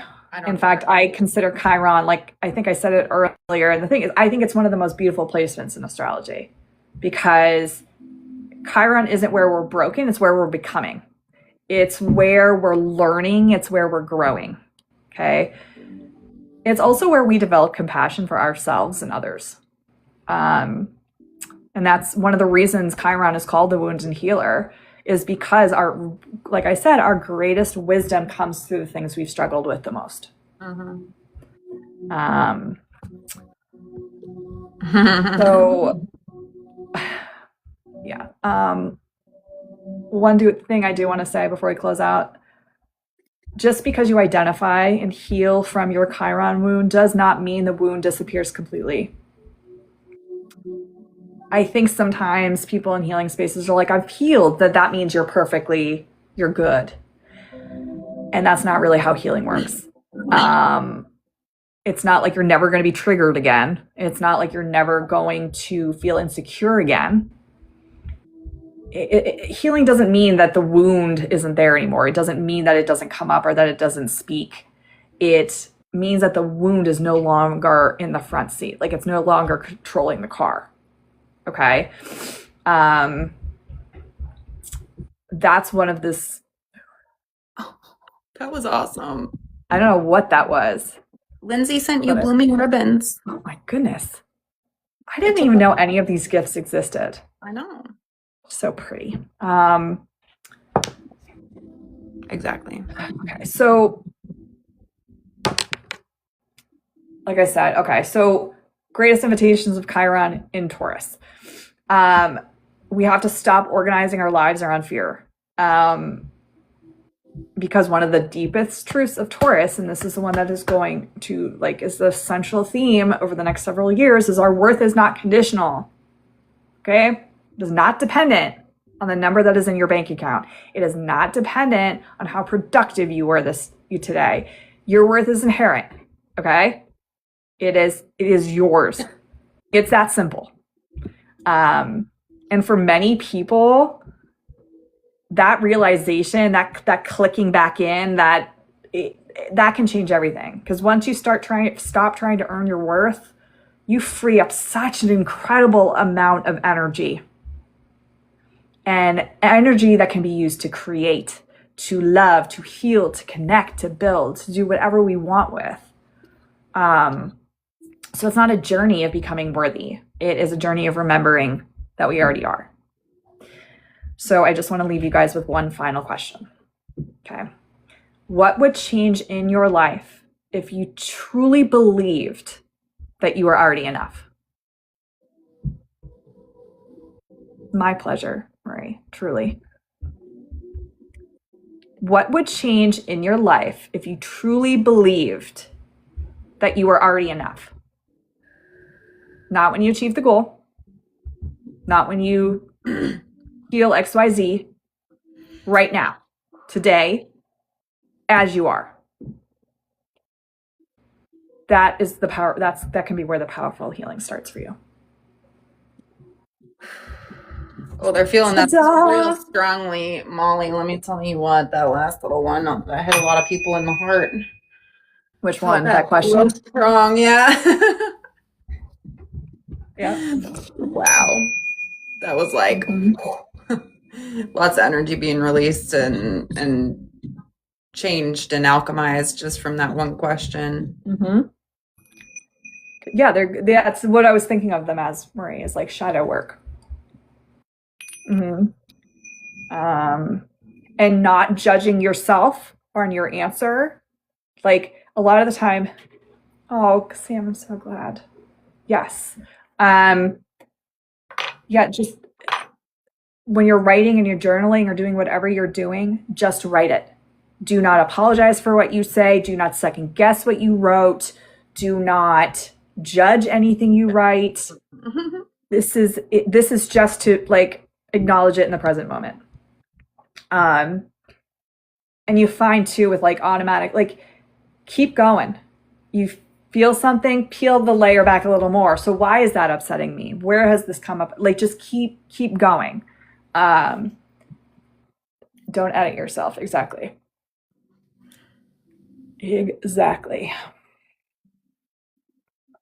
All right, guys. I don't know if I trust myself to stand up yet. We'll see. I know. I was like, "How you doing over there?" Good. It's still off, but it's not like it was. That was weird. A lot of people had headaches in here too. So telling you, everything's doing weird stuff all at the same time. Love for Teen Fohe. It's so much fun. I love it. All right. Thank you guys so much for listening to me babble for an hour and a half. Thank you so much for coming here and sharing. For Lindsay for taking over her live. Or allowing me to come here and just babble on about all of my astrology love while she Reiki heals all of us. I had a very itchy scalp the entire time. Yes. Mm-hmm. Right. Thank you guys for being here. I don't know what our next one will be, but there will be another one. Words of love and wisdom. Exactly. We're going to work on that self-worth wound over there, Molly. I do. I do say babbling a lot, don't I? You do. You should. I apologize and say I'm babbling. Sent her a gif of running across the room and wham, because she was like, "Oh my gosh, I'm talking so long in this voice note," and I'm like, I want to listen to your voice for 20,000 minutes. Just send them. Well, that's how long some of these voice notes are, especially if I'm imbibing. I love every minute of it. And it's just me trying to like think of things and thoughts and all right. Thank y'all so much. I love you. You Now moved a whole let's bunch get of energy with those words. So thank you for doing that for the collective and sharing your time. Not only just here, but the time that you spent preparing this and getting it ready. So you could come with good information for everybody and help them understand what's happening in their bodies that maybe they didn't understand before. So yeah, because honestly, that like just the insight, the knowledge, just even clicking and beginning to understand really does make such a difference, especially in like we talk about too all the time about like working with the energy, not against it. Right? It becomes a lot easier when you do that. It doesn't mean that bad things don't happen or there's not difficulties or doing whatever, but knowing and educating yourself on what those transits mean, what the energy is saying, reading the energy of the transit, you can just better prepare yourself. Exactly. And then not only that, but it's so divinely planned that we weren't able to do it last time. And this happened on the Kazemi when they already had a little bit of this to be able to like integrate that in and understand and really look at those places where the growth has been. And I think this was just such a perfect day to do it on the Kazemi. Yeah. I think it also like people, like we said, we had been hearing from people for at least a week now, like, Marie, I can't wait for you to get it tomorrow. I'm so excited. Isn't it done? Because I thought so. I was like, she said she was working on a chart today. Maybe it was you. Yep. Almost done. Wrapping it up in a pretty little bow, and then it's off to Marie tomorrow. Totally don't remember what I was going to say, but it's okay. Thank you again, guys, for hanging out. We will do another one of these soon. I'm going to sign off and lay down and be Reiki healed to sleep. Good night. I love you. Who knows? I'm kind of jazzed up right now. I'm not even usually awake this late. I know it's so late for you. Because I'm old. I'm old. Okay. Love you all. I'm going to leave now. I love you. Bye. Guys. How do I get myself down? She'll figure it out eventually. We got this, guys. Oh, here I am. Wow. Now I'm big. All right. That was so awesome. Thank you guys for being here. I'm not ending right now because I did just get Carlos. I got your payment, so you can be first on the list. And did anyone else want a session tonight? We can like just do a shorter live tonight too. I don't know. I'm open to whatever. But Carlos, are you here? What's this music like? It's cosmic relaxation. You go get him out, Marie. I love you. Thank you for being here. I'm so good. How are you guys?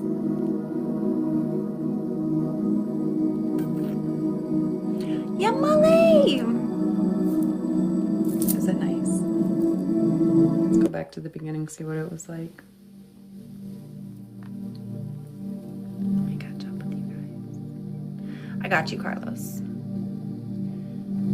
You are numero uno on the list.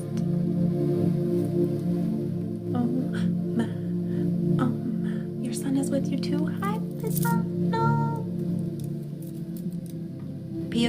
Pisano. Did I say it right the first time? Oh my gosh, you're totally fine, Lori. You are so good. Alex, thank you. I enjoy your presence here. All right. I'm gonna go ahead and get connected to Carlos for his session. Yay! I know she did such a good job.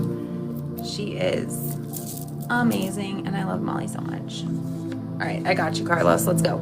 I'm gonna get connected to Carlos. You guys can feel free to...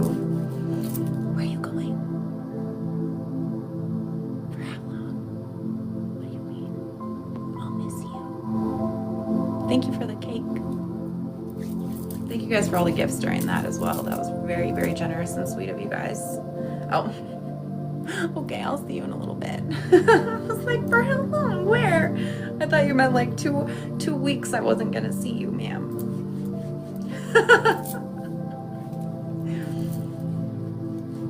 Good night, Lori. I love you. All right, you guys can feel free to consent to the overflow from Carlos's session if you'd like. Thank you, Love 14 Fo. I saw you come in. Can I pin this? I don't even know if I can pin anymore because I never get to pin in anyone else's. Thank goodness. Luna, I got you.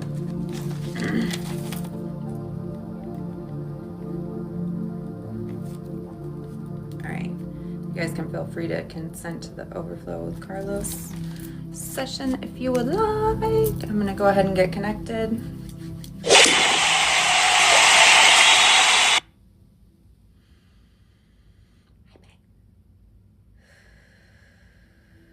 Connecting to Carlos's mind, body, soul, higher self, guides, anyone of unconditional love that would like to assist in this session for Carlos. Another one. Oh my gosh. Thank you, guys.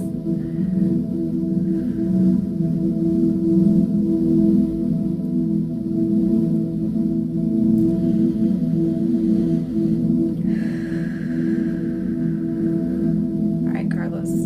You're going through a big heart expansion right now, so I'm just gonna give that a little extra love right now.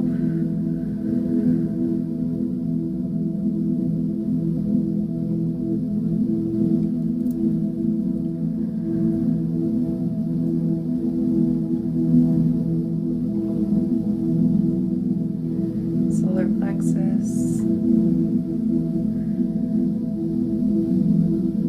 Hey, Julie.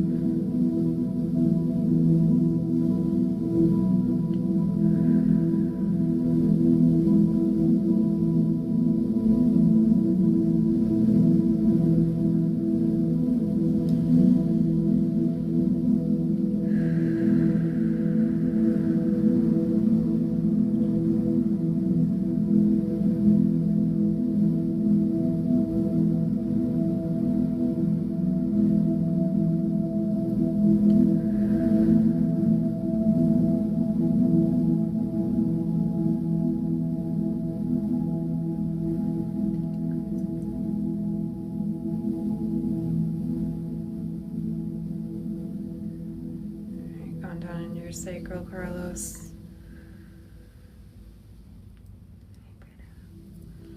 So nice to see you.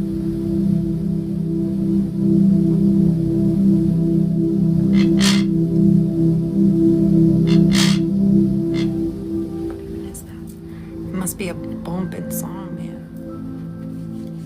I like you. Come give Carlos some reiki.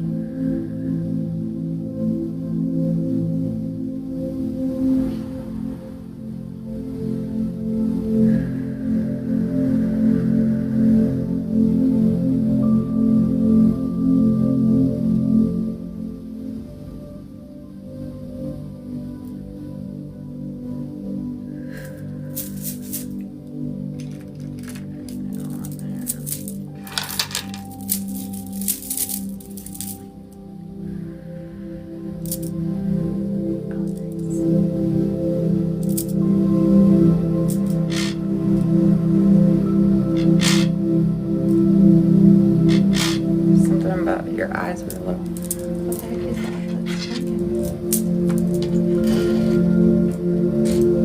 Sorry, guys. Oh, that's so nice.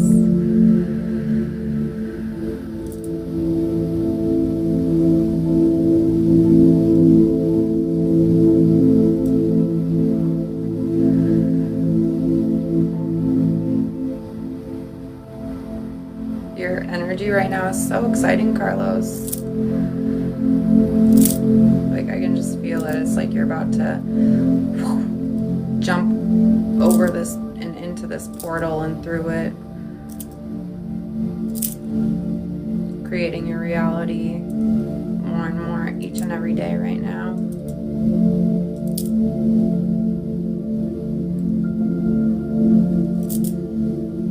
Hey, Francisco.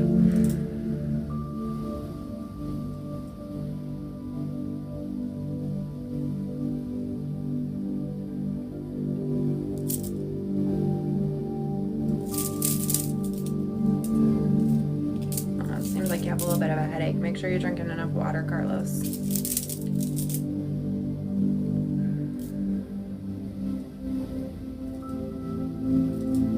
Hey, Tony.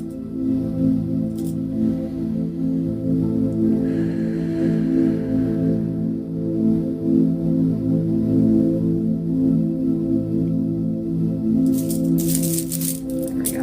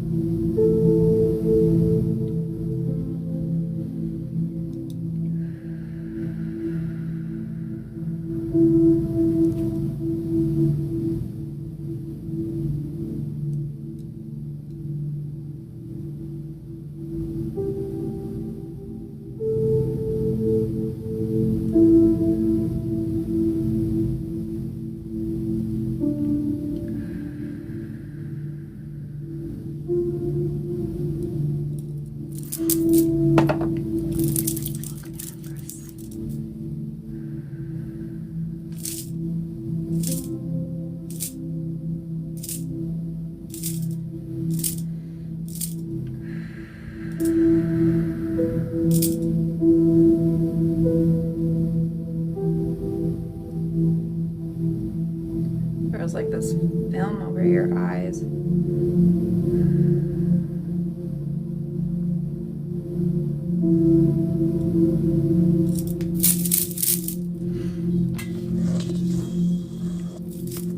Welcome in.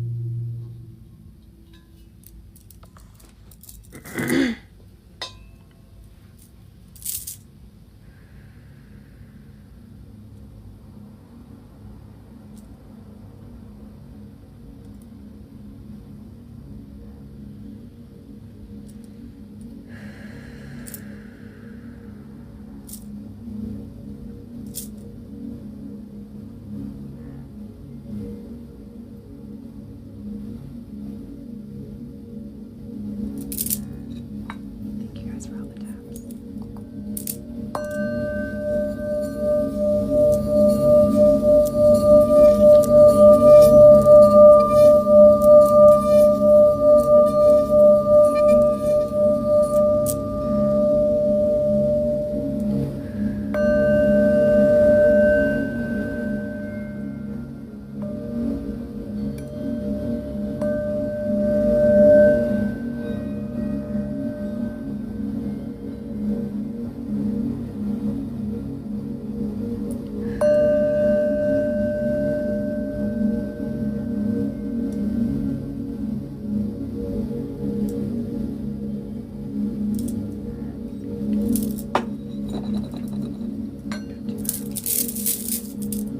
It's in the sacral, but we're getting it out. That's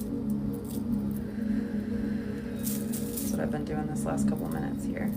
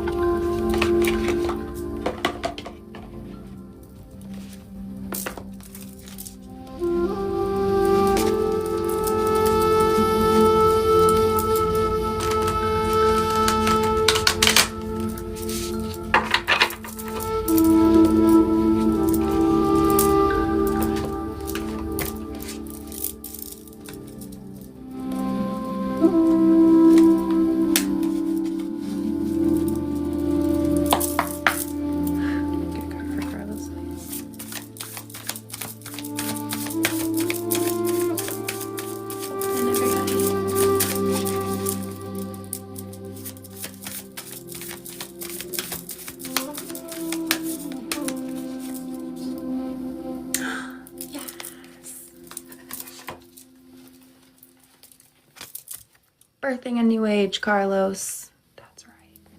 That's what I'm talking about.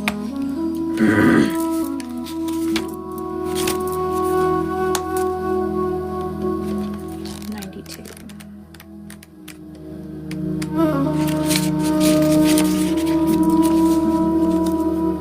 Oh, let that go. Good job. Woo. Good job, Carlos. All right, so often our path is exactly the one that we don't feel prepared to walk. Walk it anyway. Often what is rising feels far bigger than we could possibly hold. Be a container for it anyways. Often our creations seem to have wild, uncontrollable consciousness of their own. Birth them anyways. Often what is ours to do is the very thing that the most intimidates us. Be courageous. Billy Wilkeman, thank you. We are birthing a new age, sir and ma'ams. Yes, we are. Right now, we're in a transition period between ages, in the process of allowing the old cycle to fall away and the new to rise, like driving in the fog and trusting the road will appear ahead. We need to release old identities and ways that no longer serve us, using our intuition as a compass. You are part of a group of souls who have been incarnating at significant periods of history, preparing for this exact time, dreaming a new world into being. Magdalene sisters, daughters of Isis, Essenes, priestesses, witches, mystics, healers, seers, artists, midwives, visionaries, guardians of the earth, and storytellers from times past. It is time to give permission and space for what is beckoning within to be born. We are dreaming a new world into being. Your activation is, I'm open to surrendering to the creations that are waiting to be birthed through me. May I be of service in a way that delights my mind, body, and soul. Please use me. Please lead me. Please show me the way, Carlos.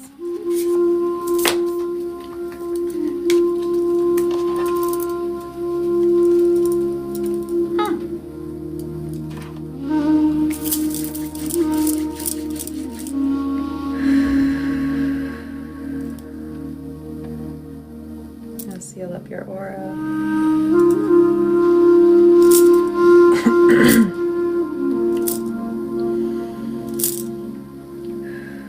Sending all your energy back, whole, healed, and healthy, Carlos. Calling all my energy back, whole, healed, and healthy. Disconnecting any cords that were created intentionally or unintentionally in this session with Carlos. And thank you for trusting me as always, Carlos.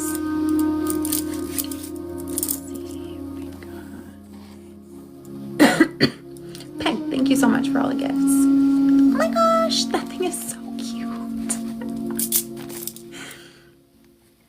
love that rainbow slide so much.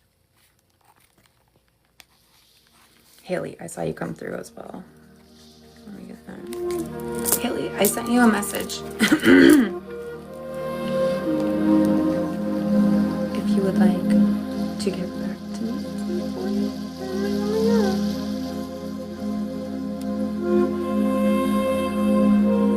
All right, Luna, let me know if you are ready, ma'am.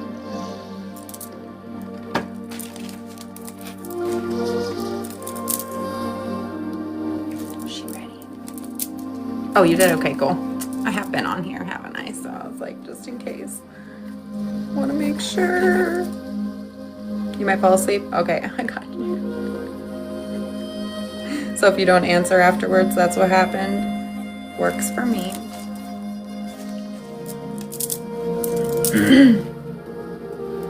Alright. Oh, you're totally good. No need to apologize. Alright, gonna connect to Luna. You guys can feel free to consent to the overflow if there is any.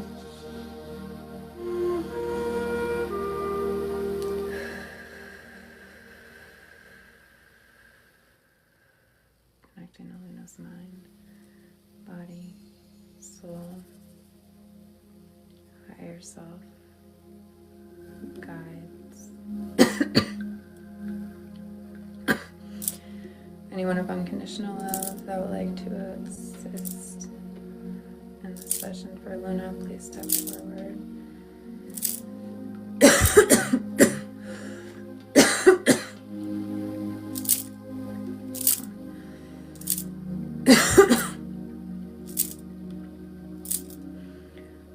We're working on the throat chakra.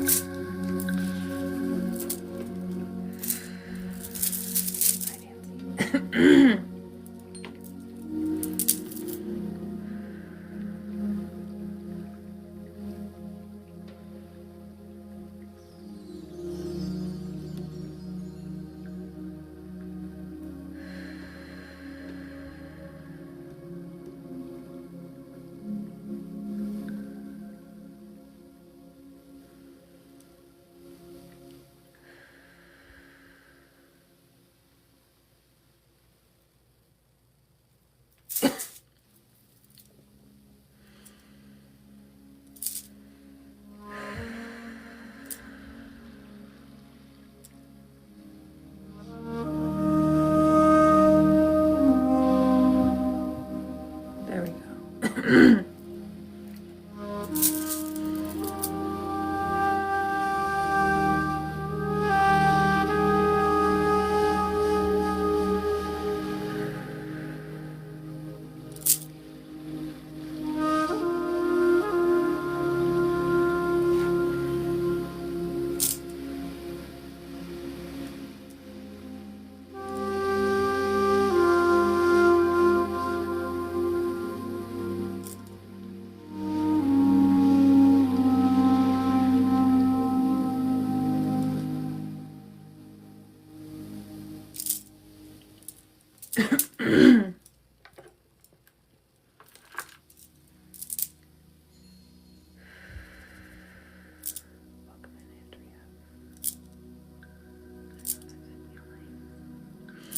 Helped your headache a lot. I felt that.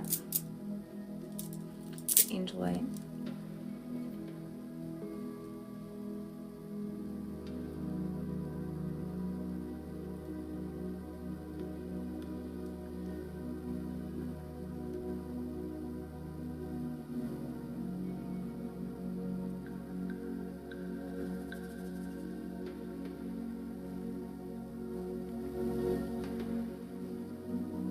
I'm glad you got some rest.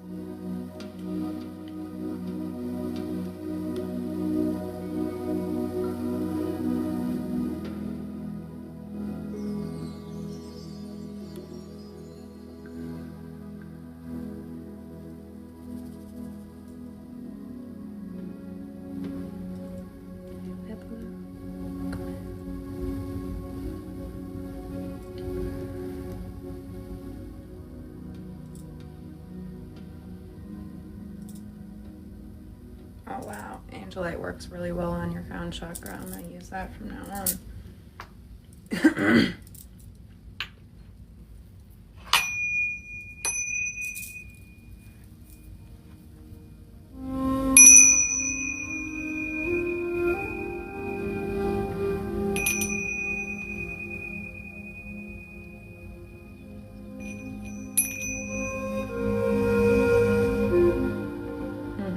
You do need some. I don't use it very often, but they were like, no, use it now.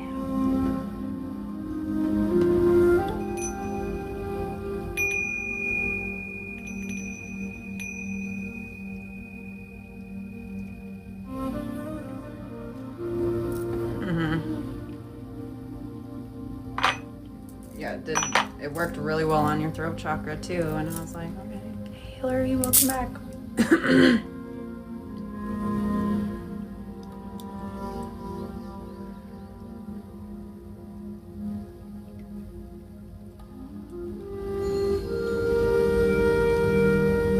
you, Nancy.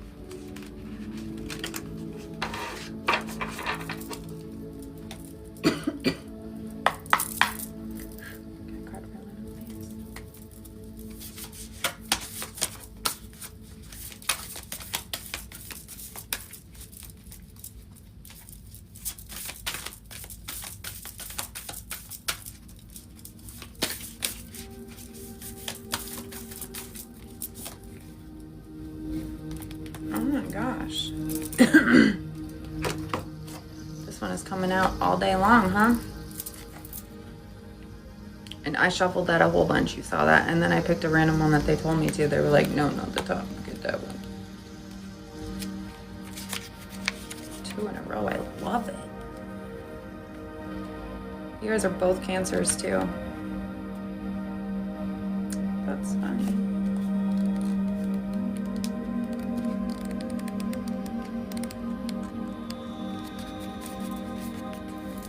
The mothers of the zodiac are birthing. I know, it almost did, and then it was like I got it and they were like, no, grab that one. I was like, okay. Often our path is exactly the one that we don't feel prepared to walk. Walk it anyways. Often what is rising feels far bigger than we could possibly hold. Be a container anyways. Often our creations seem to have a wild, uncontrollable consciousness of their own. Birth them anyway. Often, what is ours to do is the very thing that most intimidates us. Be courageous and do it anyway. Ooh, good job. We are birthing a new age. Yes, we are. Right now, we're in a transition period between ages, in the process of allowing the old cycle to fall away and the new to rise. Like driving in the fog and trusting the road will appear ahead, we need to release old identities in ways that no longer serve us, using our intuition as a compass. Well, now you got it. Confirmation. Hey, Levi, how you doing? Nice to see you. You are part of a group of souls who have been incarnating at significant periods of history, preparing for this exact time, dreaming a new world into being. Magdalene sisters, daughters of Isis, priestesses, witches, mystics, healers, seers, artists, midwives, visionaries, guardians of the earth, and storytellers from time past. It is time to give permission and space for what is beckoning within to be born. Yes. Hey, Dana. It is time to give permission and space for what is beckoning to be born. Okay, we are dreaming a new world into being. We really are. I am open to surrendering to the creations that are wanting to be birthed through me. May I be of service in a way that delights my mind, body, and soul. Please use me. Please lead me. Please show me the way. Oh, hi, Uriel. It's so nice to see you. Thank you. I appreciate that. I love it. That card 2 times in a row is so awesome. Love you too, Angel, Uriel. Savannah, welcome in. All right, sending all your energy back, whole, healed, and healthy. Calling all my energy back, whole, healed, and healthy. Disconnecting any cords that were created intentionally or unintentionally in this session with Luna. And thank you for trusting me. Mwah.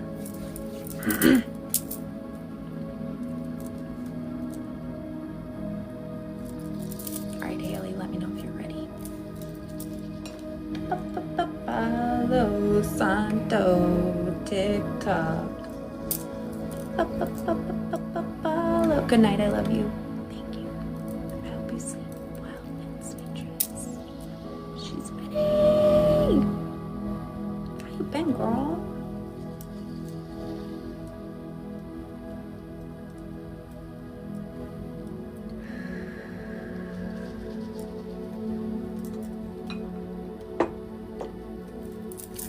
I'm going to connect to Haley. You guys can feel free to consent to the overflow if you'd like. Thank you so much, Peg.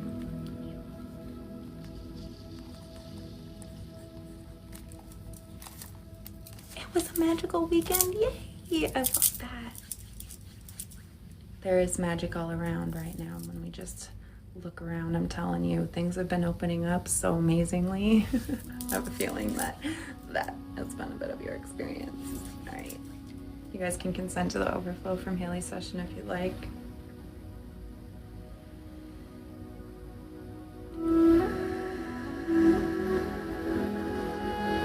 Connecting to Haley's mind, body, soul, guides, angels, anyone of unconditional love that would like to assist in this session for Haley. Please feel free to step forward.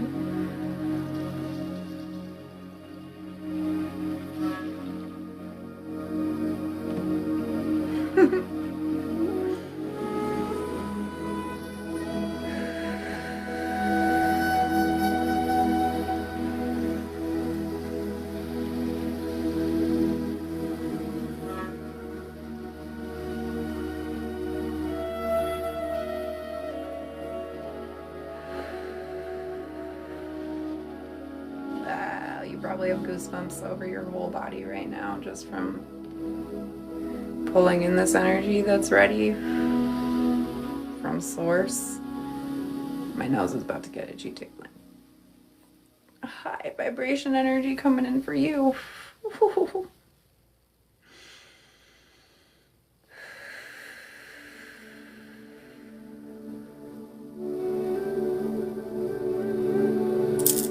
Wow.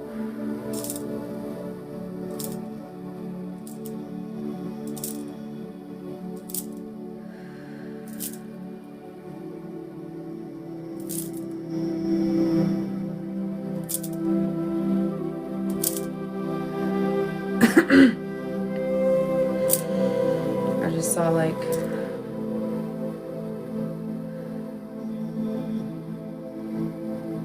are you an astronomer in this life or anything near that? Do you study the stars?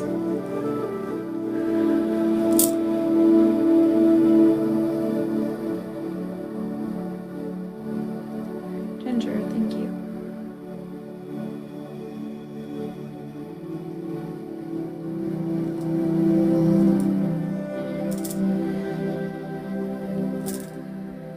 Really? I think that has to do with the past life that they showed me too, and that's why you've always been interested since a young age. So that's already going to be like a strength for you if you dig deeper into that, because I saw stars so clearly, like constellations from Earth looking at them. So it wasn't like I was in space looking at them.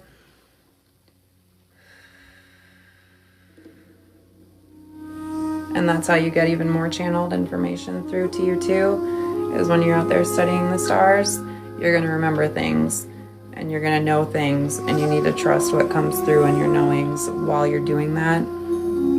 There's definitely something about that that's significant for you, and especially because you know how I always say when I like connect to you, in the third eye I can see a galaxy every time. It's like a cosmos in your third eye. And your crown, and it's always like so just like boom. There's something definitely significant about that for you, and the pieces are starting to come together more and more over these months for you, and you're starting to get a better understanding. So I think right now all this is just me saying this to confirm it for you, because I think that's a lot. You go out and you explore and you experience and you figure out what resonates for you and what doesn't, and then you go and look for the confirmation for that too, just to make sure that you're on the right track and doing what you need to be doing. That is so cool, Levi.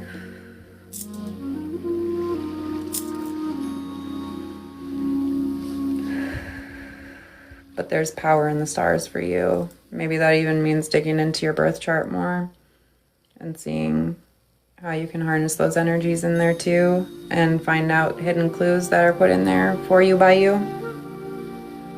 You know, we all make it for ourselves when we get here so that we can uncover the clues. Yeah,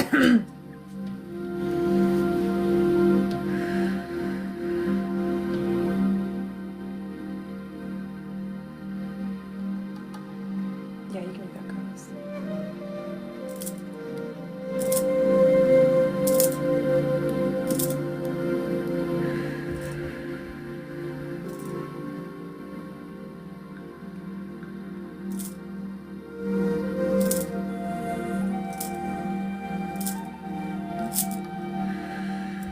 This is just such an exciting time for you, Haley.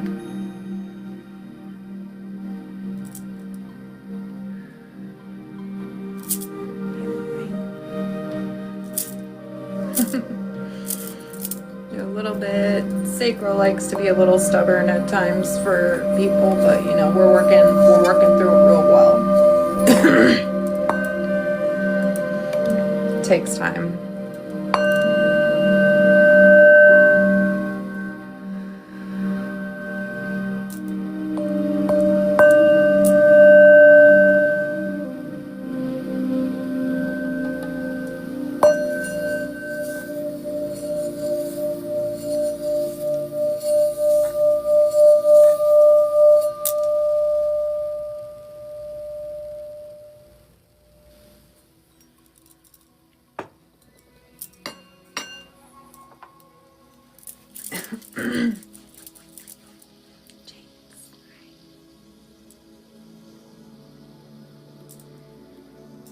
Drink a lot of water, Haley. When we're done with this, like a lot of water. Hey, Robbie, how you doing?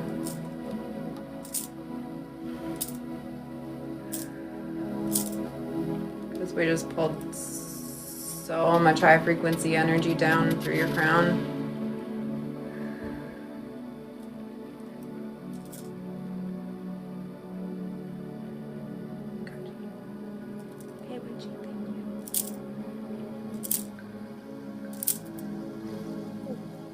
She got tingles in her crown real good right there.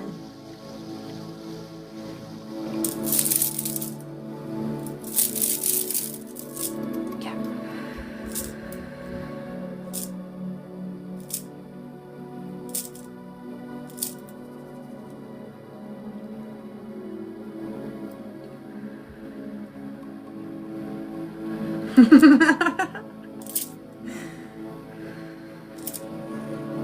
Just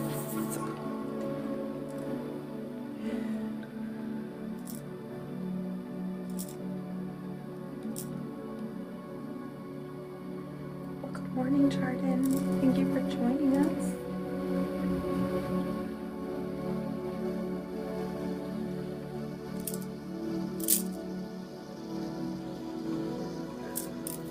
Welcome back, Marie.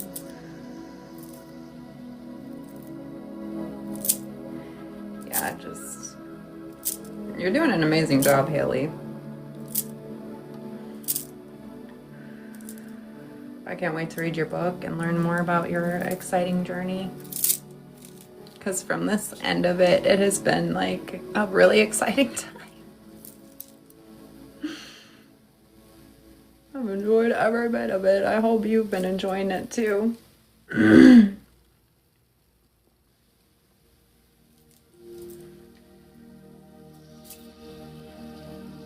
Definitely she's a Sia though.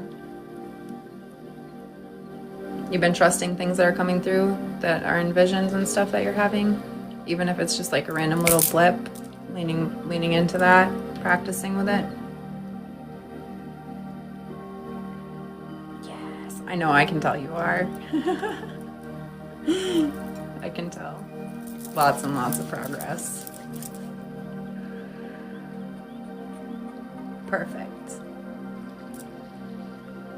Yeah, that was a definite upgrade there, so. Alright,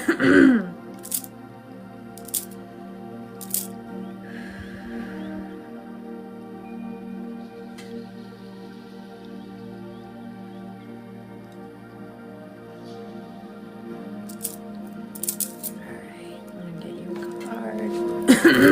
Pull something out of that throat real quick. Hello, welcome in.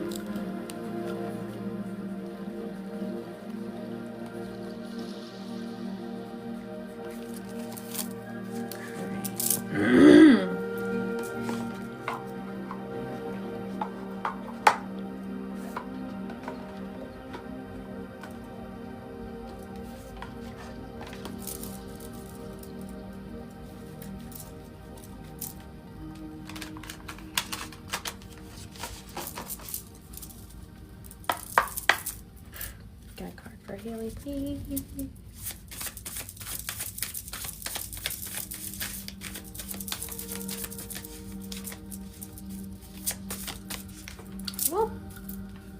Aha, yes, I knew it. This is great. It flew right out too. I knew it was gonna be one of these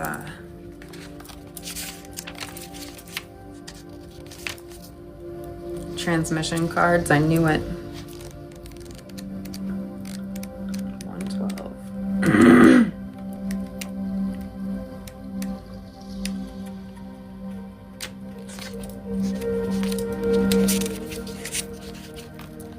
All right, you got Akasha.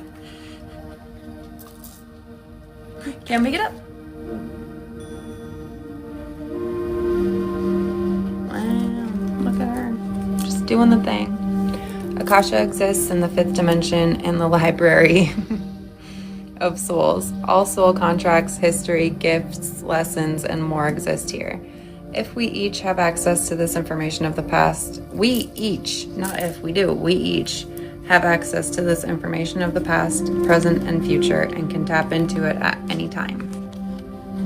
While we have free will, there are also points on the timeline of our soul lives that are predestined or pre-planned. Excuse me. Soul contracts or agreements that were made before incarnating. It could be a company you chose to work for, a relationship you plan to have, or a person you agreed to mentor or help. Whatever it is, know that it's divinely guided and will not bypass you. If you are waiting for a sign to proceed, this card is it. You are likely living out an important part of your soul's journey and you're exactly where you need to be. This is very exciting indeed. Love it. It's time to call in the support of your helpers, both in the physical realm and the spirit world. Have you gotten this before? To trust the signs coming, to take note of your dreams, to notice any feelings or visions that you receive. You haven't? Okay. It sounds really similar to one that you've had in those words, but not quite, huh? For you are tapping into the wisdom of the Akasha and you are being given the go-ahead to proceed. Your transmission is, I open myself up to receive the wisdom of the Akasha. I am ready to download any information from my soul's records that is in my highest good and the highest good of all right now. Thank you, thank you, thank you. Maybe when you're out there looking at the stars, connect to that Akashic record.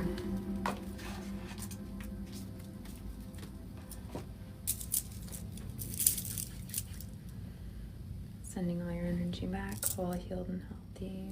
Thank you so much. Calling all my energy back, whole, healed, and healthy. Disconnecting any cords that were created intentionally or unintentionally in this session with Haley. Thank you for trusting with your energy. Hi Lance, how are you doing? Welcome in.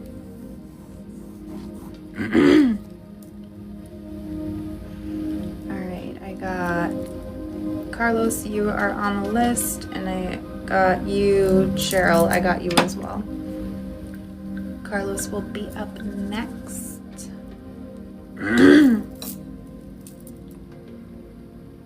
Let me know if you're ready. Thank you guys for the taps, by the way, I appreciate that. And everyone who has followed, shared. I see you. Hey, monkey boy, welcome in. It's nice to see you here.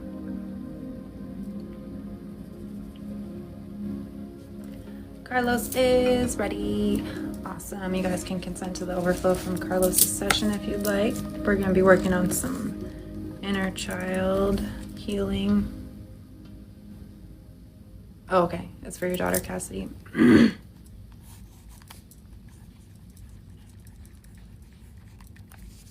Got you. All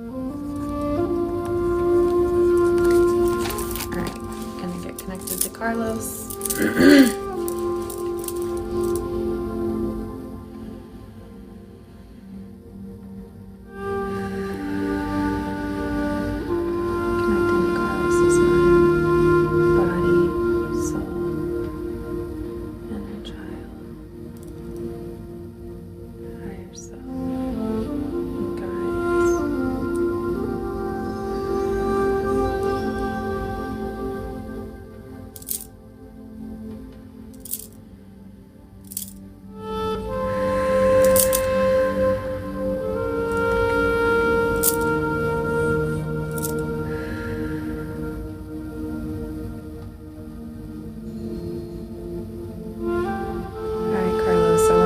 close your eyes, take a nice deep breath, and just relax a little bit.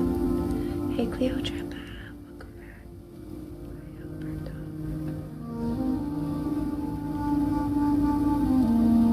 And when you're relaxed, I want you to let your mind just wander back in time. Go back and find a younger version of Carlos.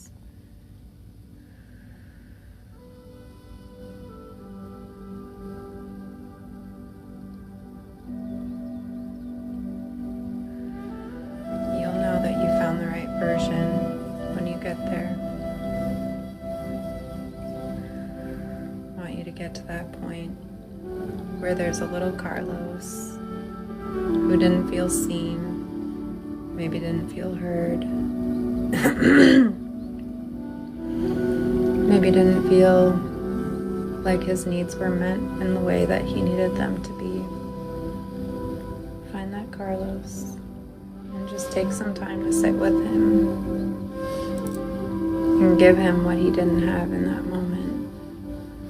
Give him that support and that guidance and that love that he so desperately needed in that time but didn't receive it.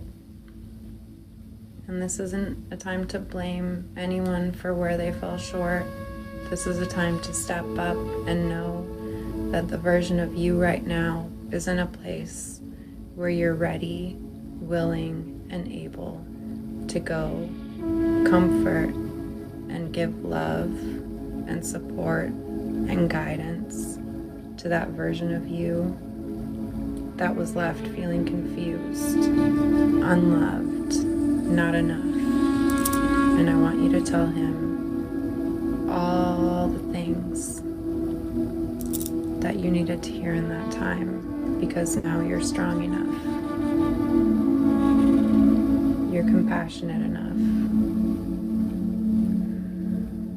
And you're healed enough at this point in your life to be able to step in and take all of that from that version of you and bring him back here with you right now in this moment where you are, integrating into your energy with so much love and so much compassion.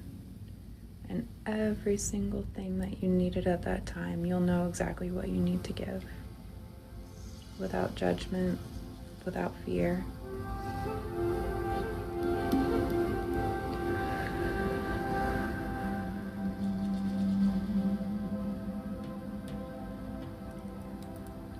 And you're gonna hold that little Carlos.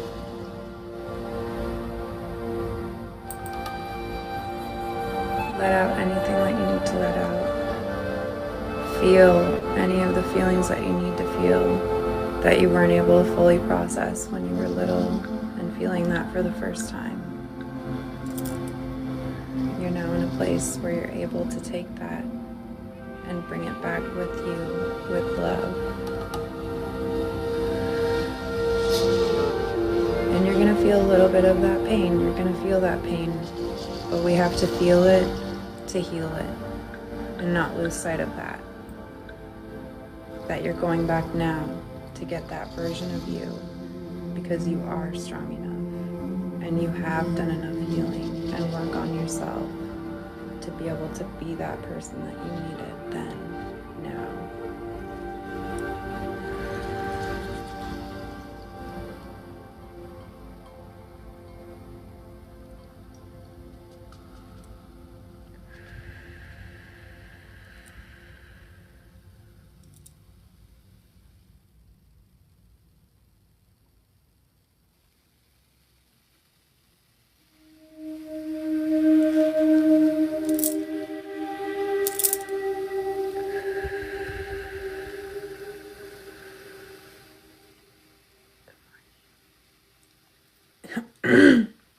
Good job, Carlos. Doing such a beautiful job. Holding and loving yourself. people around you weren't able to give that to you for whatever reason, because they didn't learn, they didn't have the capacity. We're not going to judge that. We're just going to give you what you needed at that time.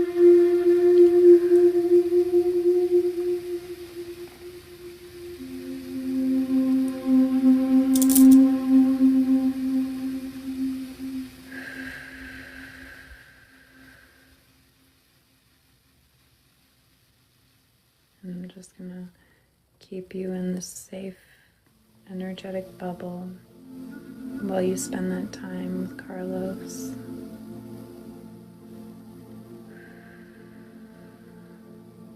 And bring that piece of your soul back.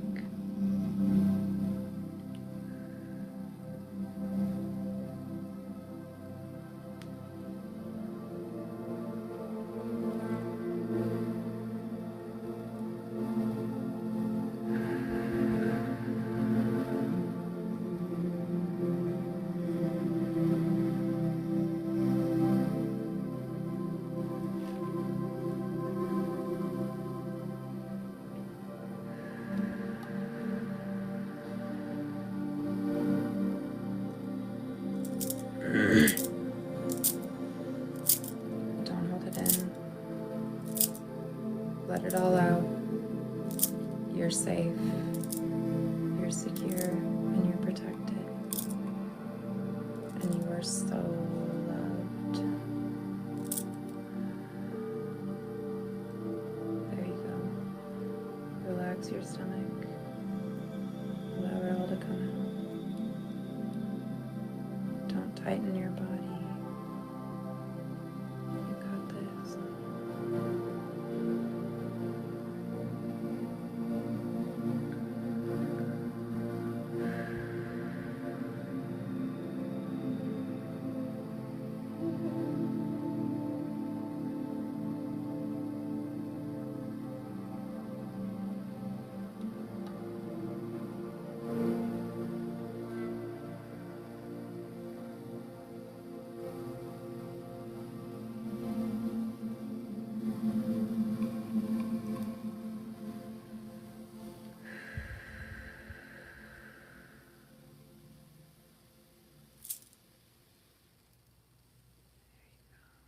Good job, Carlos. I'm just going to keep sending this energy to you instead of pulling a card, okay, Carlos? So that you can process this and integrate it.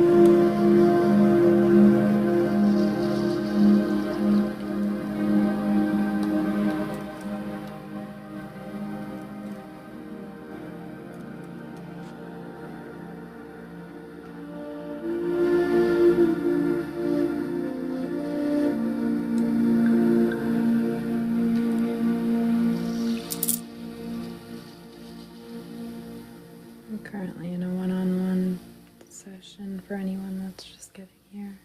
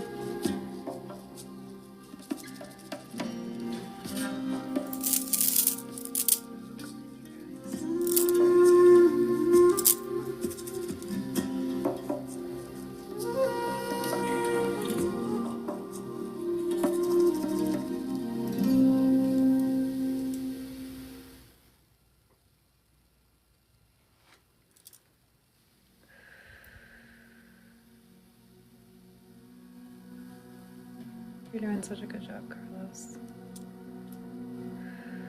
Go ahead and get you grounded.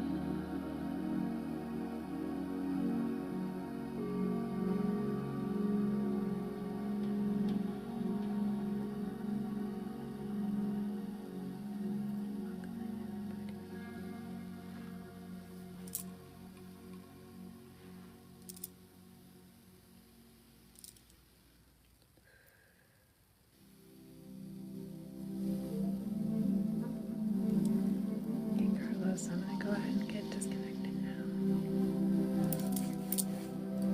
Sending all your energy back, whole, healed, and healthy. Calling all my energy back, whole, healed, and healthy. Disconnecting any cords that were intentionally or unintentionally in this session with Carlos. Thank you for trusting me with your energy, Carlos.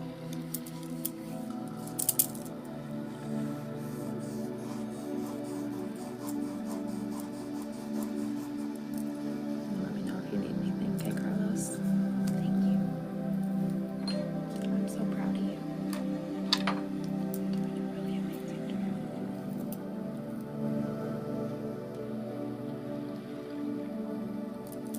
Alright.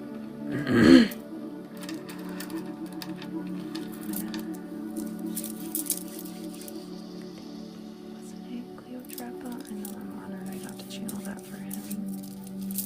He's been on such a beautiful journey of growth, and I'm really happy to be here to witness it.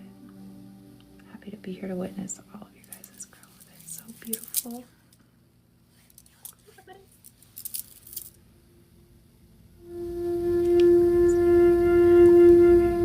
Cheryl, is Cassidy ready?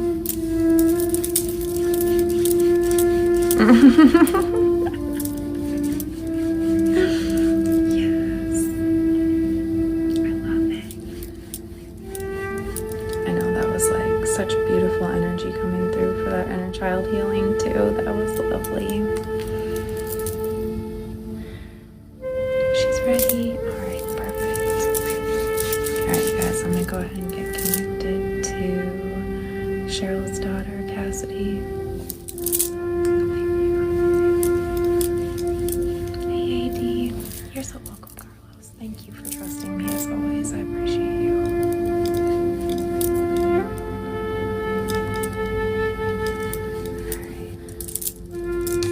I'm gonna go ahead and get connected with Cassidy. You guys can feel free to consent to the overflow. It's 11:11 on the East Coast right now. I love it.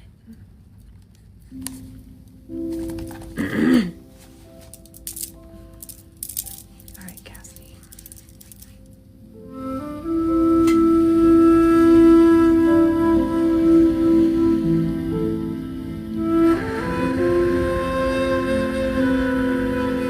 Connecting to Cassidy. Cassidy's mind, body, soul, higher self.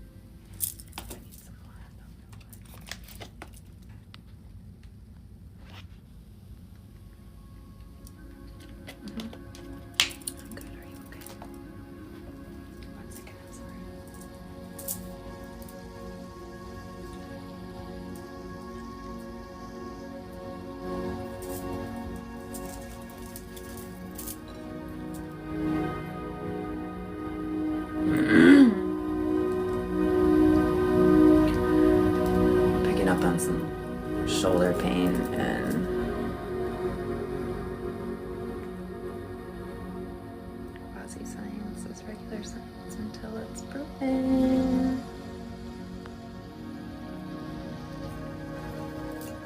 Hey, Francisco.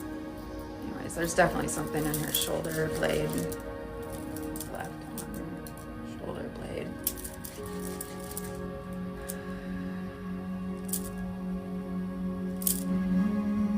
Experiencing some kind of pain there for sure. And then like almost in the middle of her spine.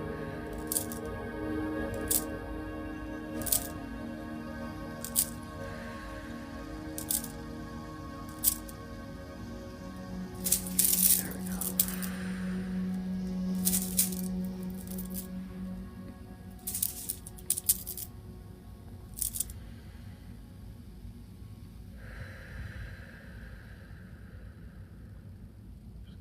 Break up some of that energy. It's been stuck in there for a minute.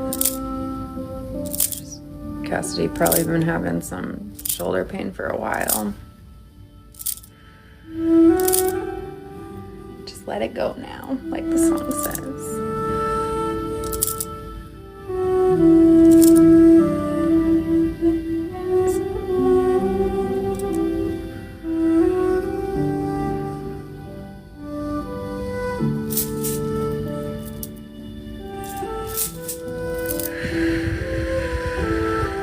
There.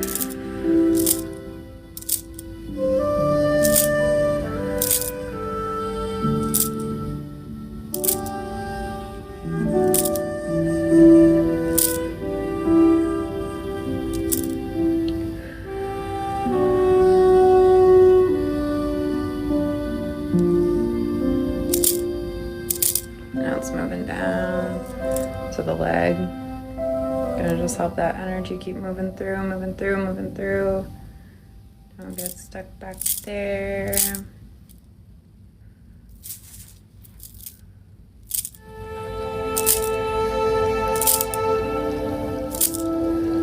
Cassidy, envision roots going from the bottom of your feet into the earth, helping to pull out that energy that's coming through right now on your leg.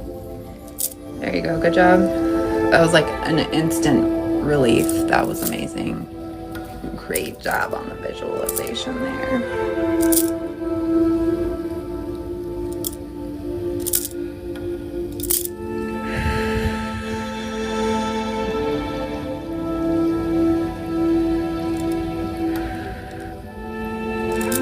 Anything that's coming up as we're moving this energy through, make sure you acknowledge it and give it love. You gotta feel it to heal it.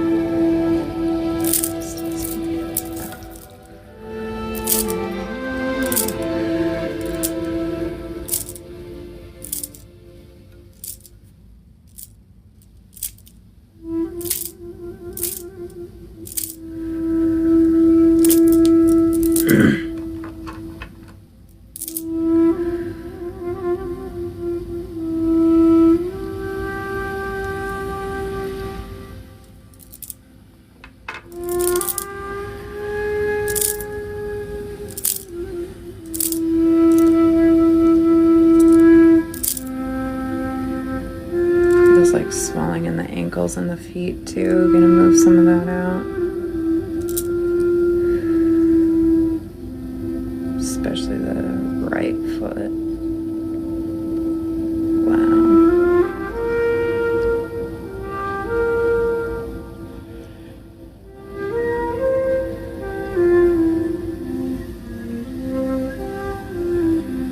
Edema almost.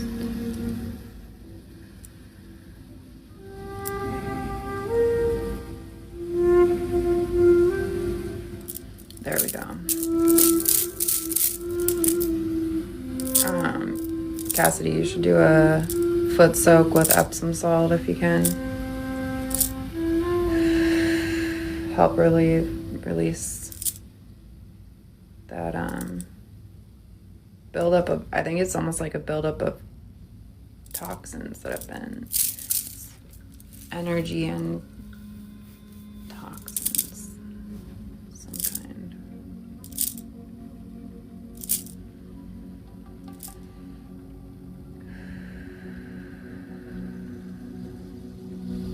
personal session, but I can answer your question in a second. Tree Slayer.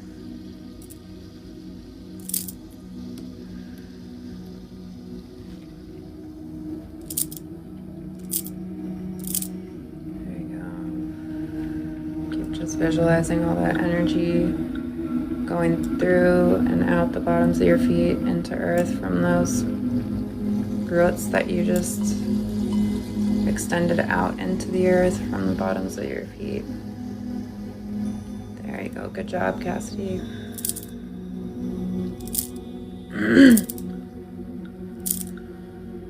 Ooh.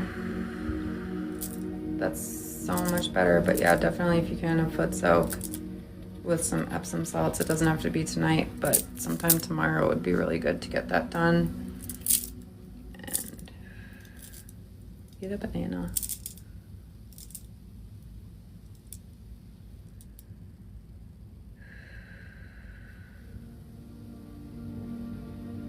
A little bit of tension at the hips. I'm gonna work out a little bit.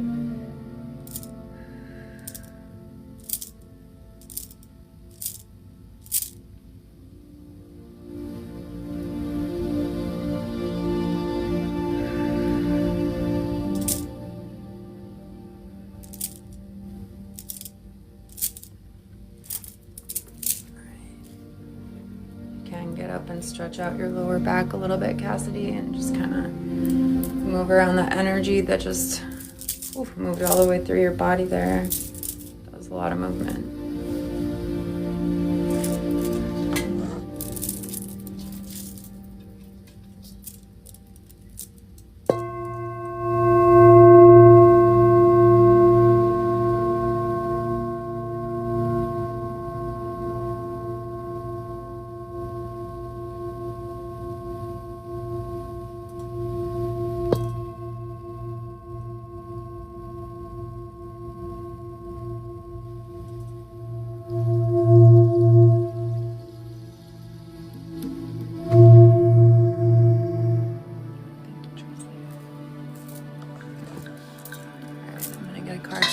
Real quick.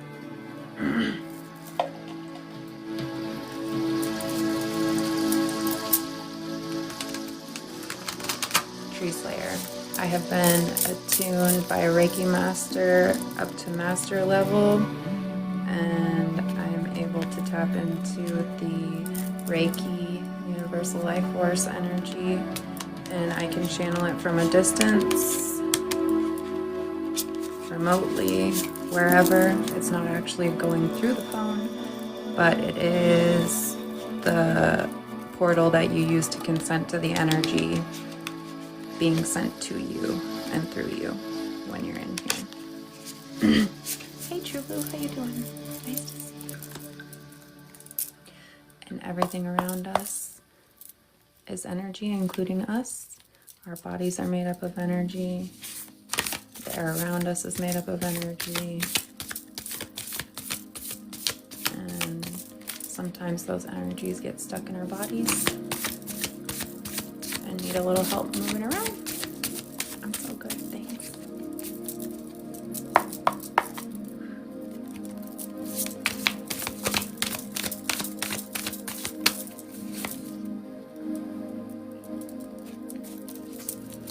All right, Cassidy, you got baby steps. I like that. Thank you, Tree Slayer, for the rainbow slide. I appreciate that. And then the rest of how it works is a lot to do with just surrendering and trusting, and that trusting that you don't know everything as a human, and sometimes you just have to take leaps of faith, and then it's like, wow, this is pretty cool. Page 36.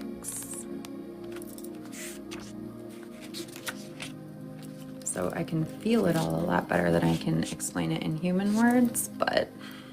All right, Cassidy, you're being called to take grounded action in response to your soul's calling, to start where you are and begin building in a consistent way. So many people stop themselves from living a soul-led life because they're waiting to know the destination before taking the first step. But intuition doesn't work like that. I love that.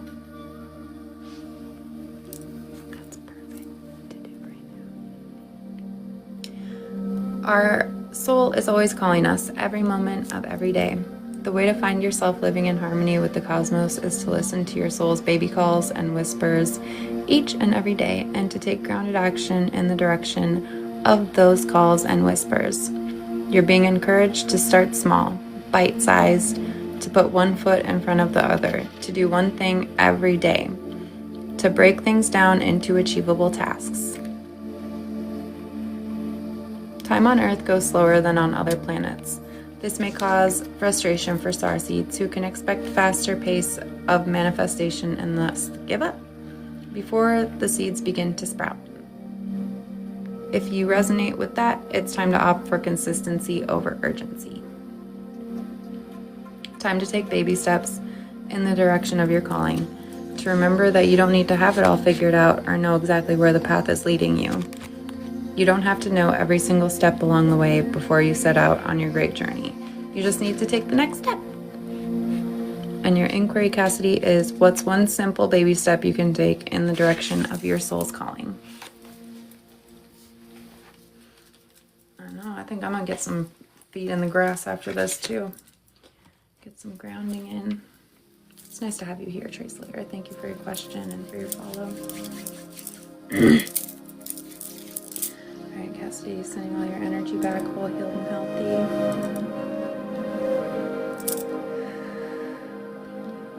Calling all my energy back, whole, healed, and healthy. Cutting any cords that were created intentionally or unintentionally in this session with Cassidy. Cheryl, is she doing okay? Is she good?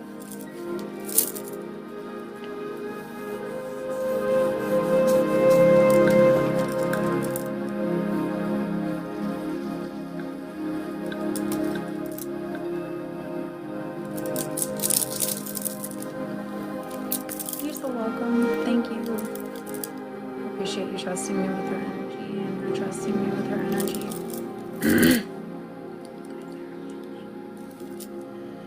Alright guys, what do you think? We'll probably call it a night for tonight. I'll maybe do we'll see if I do an extra one tomorrow or the next day maybe. We'll see. I don't know. We'll just play it by ear because I am wanting to add in more afternoon ones and just get a few different things going, because I like to be not always like sleepy time Lindsay either. Sometimes I like to be excited Lindsay, and I can't do that if I'm putting you guys to sleep. Oh, I'll be back again. Don't worry, Tree Slayer. I go on. My schedule is Friday, Sunday, and Wednesday at 7:30 Central, and I'm gonna add in some like afternoon ones starting out here too, because I've been working up my endurance and practicing my craft and getting better and better, so I can add in some more time now, I think, to serve the collective better as well. Thank you so much. You guys are so sweet. But I'll for sure be back Wednesday night, 7:30 Central. That's what I'm saying. I am gonna get excited when I'm on earlier, but if I'm nighttime Lindsay putting everyone to nights, I gotta be like, oh, gotta be pretty calm Lindsay, which is a good version too. I like calm Lindsay, but I like excited Lindsay. I have a Libra moon, so we gotta keep it balanced up in here. All right. But I love you guys so much. Thank you for spending your Sunday night with me. 8 a.m. stream, we'll have to see, because like, yeah, we'll have to see about that. Maybe I'll set up another stream area downstairs to do morning lives. We'll see.